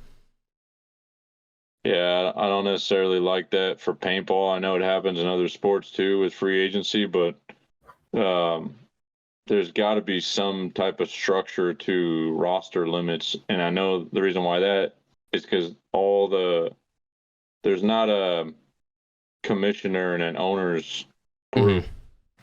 They would have to structure it that way to limit the amount of movement. I mean, look at how much movement. So rosters cap after Chicago. There's going to be a bunch of movement probably between now and Chicago. There already is. I think Jesse Stevens just got picked up. Now. Yep. The dude's hella good. They don't even need him. They have him now. They don't even need him, bro. Like, they got guys on that roster that don't even see the field that are good. Yeah. Good players. No, and Very good players. I realize now I didn't fully finish my baseball thought. That's why baseball did implement what's called the luxury tax, but essentially it's if you had a salary that's over a certain amount, you have to pay into this fund that then helps other teams in the league have more money at their disposal to be able to, you know, invest in things like players or, you know, venues, shit like that. But it was their way to try and stop kind of what we're talking about now. I don't think that should happen to paintball, but at the same time, it's like we kind of got to figure out something to where it's not just who has the biggest checkbook is the team that's going to win, because then that creates still competition. Like, no human really cares about the drama of who can buy a better team. They care about the drama of these gritty dudes worked really hard to get to where they are, and now they have a chance to prove that they should be there, or, you know, whatever the story may be. Hell yeah, I like that. Maybe you go less pro teams with bigger rosters and more points played or something, but you know that way you still get a good amount of pros in there. But you know, and I'm saying that it could, you put it like that, and it could be someone like myself who maybe don't make the cut on one of these rosters. But honestly, if it's better for the sport, fuck, dude, that's how it needs to be. Semi-pro would be even more competitive if some of the pros that are currently playing pro got pushed down to semi-pro. And you know, right now there's like what, 2 teams that are just crushing everyone. It's Fit and Camp, yeah. I mean, there's teams that are around there, but yeah. No doubt, yeah. There's definitely some good competition down there, but look at the standings, bro. There's literally 2 teams just destroying everybody. Look at the scores. I look at the scores. I'm like, holy shit. I think the best way to put it. I lost 3 points in 4 matches, dude. Like, they're crushing everybody, bro. Well, yeah, I mean, there's been 3 finals matches, and there's been 2 teams in all 3 of those matches. That right there should say, like, enough. That's like, telling you everything you need to know. That there's 2 teams that are far and away better than the rest of the division, you know? And it'd be exciting to see one of the teams get caught, you know, by another team they sleep on or something. You never know, but like this, it might happen, but it's hard to win 4 in a row. As DMG semi-pro. Yeah. They dropped the Chicago event as well. They dropped the 4th event's hard to win. So the first 3 you have that motivation, and then the summer break hits. So what are you doing during these 10 weeks right now when, you know, nothing's going on? Are you still at the field grinding, or you not thinking as much? I think, yeah, with Fit, I think they're different because they've been through quite a bit of adversity over the last 2 years, getting relegated, you know, when they didn't really need to be playing pro, but they kind of chilled up the spot from AC Dallas, took it over, which, you know, good for them. They got a year of pro experience, and then going back down to semi-pro, should have won it and came back, and then Notorious got sniped by Austin Notorious, dude. Like, off of points, like, bro. It's like, kind of at this point, it's like Fit's it like. I mean, what other way could you fuck with Fit? Like, what way haven't they already been kind of messed with? So it's, I mean, we'll see. Maybe the storybook for this season is not done yet. I mean, and it still needs to be closed, but it's definitely an interesting, you know, drama or storyline, whatever you want to call it, that's been going on in our sport recently. Yeah, I think it's cool that Notorious has been pretty competitive other than one event. Like, they've been pretty competitive. Shout out Archie. Yep, shout out Archie. That guy's really cool. Playing really well in this night. So good. So fast. Just a good attitude. He's a pro. That guy's a pro. Yep. Yeah. It's outside of paintball and inside of paintball. So I respect that. And then you got New Orleans Hurricanes. They're a team that came up from semi-pro, and they've worked their asses off, you know. Nick Ripple, Daniel Camp, a couple of those guys, yeah. They're not a fluke. They're like a legitimate pro team. And they're a team that just plays as a team. They don't have any all-stars. They literally just play sound, fundamental, pro-level paintball as a team. And that's why that they're finding themselves on Sunday often, consistently. They just got to figure out how to beat the elite teams. Yeah, because I feel like there is that... close matches. Oh, 100%. There's that kind of thin balance in pro of like, you know, you need to have really good solid team play, but every now and then someone's going to get called, and it's, you know, going to be their moment, and they're going to need to pull out something. Like somewhere through the event, it may be in the prelims, it may be once you're into the quarters or something, but you know, your team is going to kind of come down to a moment where someone needs to perform individually, And I think that's kind of the balance in pro, is like you have some teams like, you know, the New Orleans guys who that team ball is solid, but then unfortunately if they make a mistake or they get clipped out, now they're a little more scared. You know, they're not as, all right, 3v4, we still got this, we're chill. Like it's a little bit of fuck. They're not as confident. They're not as confident, dude. Yeah. And it comes down and it to goes all the way mental back to that. all the way, we circle all the way back, dude, full circle back to mental, you know, mentality is they lose their confidence and they don't believe that they can actually beat that team. And then they drop the ball in those small moments, you know, and that's what separates the top teams that keep winning, right? Those players have been there, done that, have the confidence, have the swagger to go out there and do what needs to be done in those moments. And they know what decisions to make because they've been there before. So, Preach it, J-Bo. you know. Well, for sure. I think on that note right there, I think that's where we should definitely call it tonight, because we've been going on for quite a while. But I do love the note of really all paintball is confidence. That's essentially what I've taken from tonight. If you aren't confident. You're stop playing. Get off the field. You're wasting time. This podcast wouldn't be successful if you weren't confident in what you were doing. Exactly. That's a good point. Yeah. You guys are confident in talking to people that you don't necessarily know, putting your faces on the internet, doing your thing, chopping it up. I mean, that's what makes it more entertaining, because you're more confident about what you're doing. We learned that some people cannot handle being on the internet with their face. That is a very good point. Also, Brandon is 100% frozen, but I kind of like the face that he's in. So he is fucking. He's just okay. He's for sure frozen. He is 100% frozen. I couldn't tell at first. It's been like that for a while. Yeah, but I didn't want to bring it up. I was like, damn, I wonder what he's thinking about. He's deep in thought. Hey, but yeah, guys. Diablo 4, real quick. I'm sorry. You guys play Diablo 4? What you guys playing? What you guys playing now? Recently, I've been playing Diablo 4 as well as Infinite Tournament, or Infinite Tournament Paintball. God, I can't speak anymore. But yeah, I've been running points digitally on that. Shout out, I was playing in a party with Keith and Ronnie last night. We were running some shit on the IXL, which is the like comp league. I don't know. Part of me fucking laughs and kind of cringes at it, but the competition side is kind of fun too, because you know, it is competition. Esports started like that, you know. All esports started like that. Exactly, man. So, yeah, no, it's cool. But you gaming, Jordan? Was that why you bringing that up? What? So I got Diablo 4, but it's still in the plastic. I gotta open it up and put it in. My guy, season 1's about to begin. You've missed out on like so much.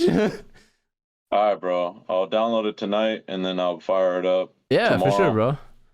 Gotta start getting into it. Also, you gotta ask Mikey if you have any questions. He's also pretty big into it as well, I know. So yeah, that might be a good guy. Yeah, I'm a lot. Yeah, a lot. He's a good dude. That's a cool guy. Yeah, shout out Mikey. I think that is his first shout out on the show. So hey, shout out you, buddy. You ever played Elden Ring, J-Bo? What's that? You ever played Elden Ring? Nah, my older brother who's really into gaming, he said that game's pretty sick. But yeah, it is.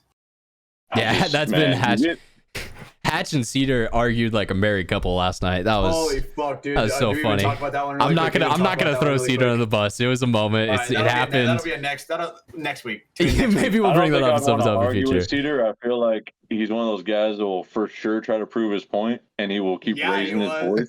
Yeah, he was. Dude, you know what I mean? Like I feel like he'll get a little crazy on you, bro, and you might have to fight him. Last night I was like, bro, why are you so mad at me? But yeah, there was a funny moment where oh god. All right. Sorry, Cedar, we're not gonna throw you into the bus, buddy. Bro. So 2 more things. I gotta give a shout out. Last shout out on my list tonight is Machine Gun Mike. So Michael Baird finally put a face to a name. Met him last weekend. So yeah, gotta shake his hand, meet where Brandon came from, and a lot of things made sense. Iron Man. Yeah, so it was cool. Talked to him for a little bit. We talked some history in the game, and yeah, it was awesome that he came out to the field. And then also, we need a code word, Hatch. So what's our code word of the week? Holy fuck! And if it's not something with confidence, I feel like you haven't been paying attention. Well, okay, here we go. Let's think about this, y'all. With confidence. Let him cook. With confidence comes winning. There we go. Let's That's do that. Too wordy. Confidence. That's too wordy. Okay. Confidence is king. Confidence is king. I like that. There you go. There we go. All right. We had to workshop that one a little bit. We had to get spitball it there. It's hard Confidence to is get a, It's hard king. to get a code word of the week until you're in the fucking podcast right at that moment. Well, yeah, You don't know because how it's the got to vibe's gonna be. Yeah, it's got to be something that we brought up on the show. If you guys are new to the show, this is maybe your first one. You wanted to check out what Jordan had to say. Code word of a week is just a way that we know who, who's checking out the show, who's staying till the end. Hit us up in a DM on some social media platform. Put it down in a comment somewhere. It's just a cool way that we know, hey, you're a cool person. You hung out with us. You know what's up. We appreciate your guys' support on all of our shows. I unfortunately have to go into my little list now. So other ways that you can help support the show is if you guys just drop a little rating. Like I said earlier on in the show, if you just drop like a 5-star, give it a like on YouTube, something like that. It's completely free, costs no money to do so, takes about 10 seconds of your time, and it immensely helps us out. So really would appreciate it if you enjoyed our conversation tonight and would want to drop one of those. You could also subscribe on most all of those platforms as well. So whether that be YouTube, Apple Podcasts, Spotify, we're out there everywhere. We're like herpes, man. You can't not find us. We're there. Patreon, it's hard to get rid of us. That's true. Patreon, we got to talk about that. You can go get signed up at patreon.com/MafiaProductions. Get access to all the podcasts the second they are ready to go. Get access to video content early as well as ad-free. Also get the giveaways that we have. I'll show it one more time. We got the Nick Laval headband. And like Hatch said, if we get to 50 concurrent Patreon members before World Cup, I will regret my life and get frosted tips. So please Frosted tips. Make me do that, or don't. I don't know. God, I'm scared. But yeah, guys, so that's all we had for tonight. Thank you to our sponsors, NECTR and Liquid IV. NECTR, the code is MafiaProductions, and Liquid IV, you can use Mafia_Mafia to get 20% off and free shipping. All right, guys. Well, that's a great show. Jordan, thank you for coming on, man. It's always a blast when we get to have a conversation. Thank you, J-Bo. Thank you. Thank you for coming. Glad you could, I mean, and wisen us with some of your wisen life experience. I don't know what you're saying, but if you're listening to audio, that was Hatch doing a bad impression. Hatch, I'll give you one piece of advice. You want to get better at paintball, you got to use dye products. All right? Fuck. So hashtag choose dye. Fuck. Oh, okay. Where's it at, That's how you Hatch? do it What's right there. the counter? Dude, you gotta buy HK, bro. You gotta buy Nah. HK. See, what happens is you buy HK and you still end up choosing dye. That's what happens every time. All right? Okay. All right, Jordan. And as a I'll try to remember unbiased that one. third party who's not sponsored by anyone, just, choose what makes you happy. All right, guys. Well, on this note, But in reality, choose dye. all right. Well, on this note, none of these companies are paying me, so I don't give a fuck. Hell, at this point, choose JT. I don't know. I don't care. Whatever, guys. Thank you to Jordan. Thank you to Jordan J-Bo Boyum for showing up on the show, spending some time with us. We definitely appreciate that. Want to wish you good luck in the upcoming Chicago event, man, and throughout the rest of this year. Excited to see what that Ironman roster is able to do. And yeah, so for our regular hosts, we got Steven Hatch, we got Brandon Brando Baird. My name is Ryan Mafia Moffitt, and we're gonna catch you guys on the next one. Hit us with it, Hatch. Bye. Oh, that was like a broken up one. I need a clean one. Give me one more. Bye. There we go. See you guys later.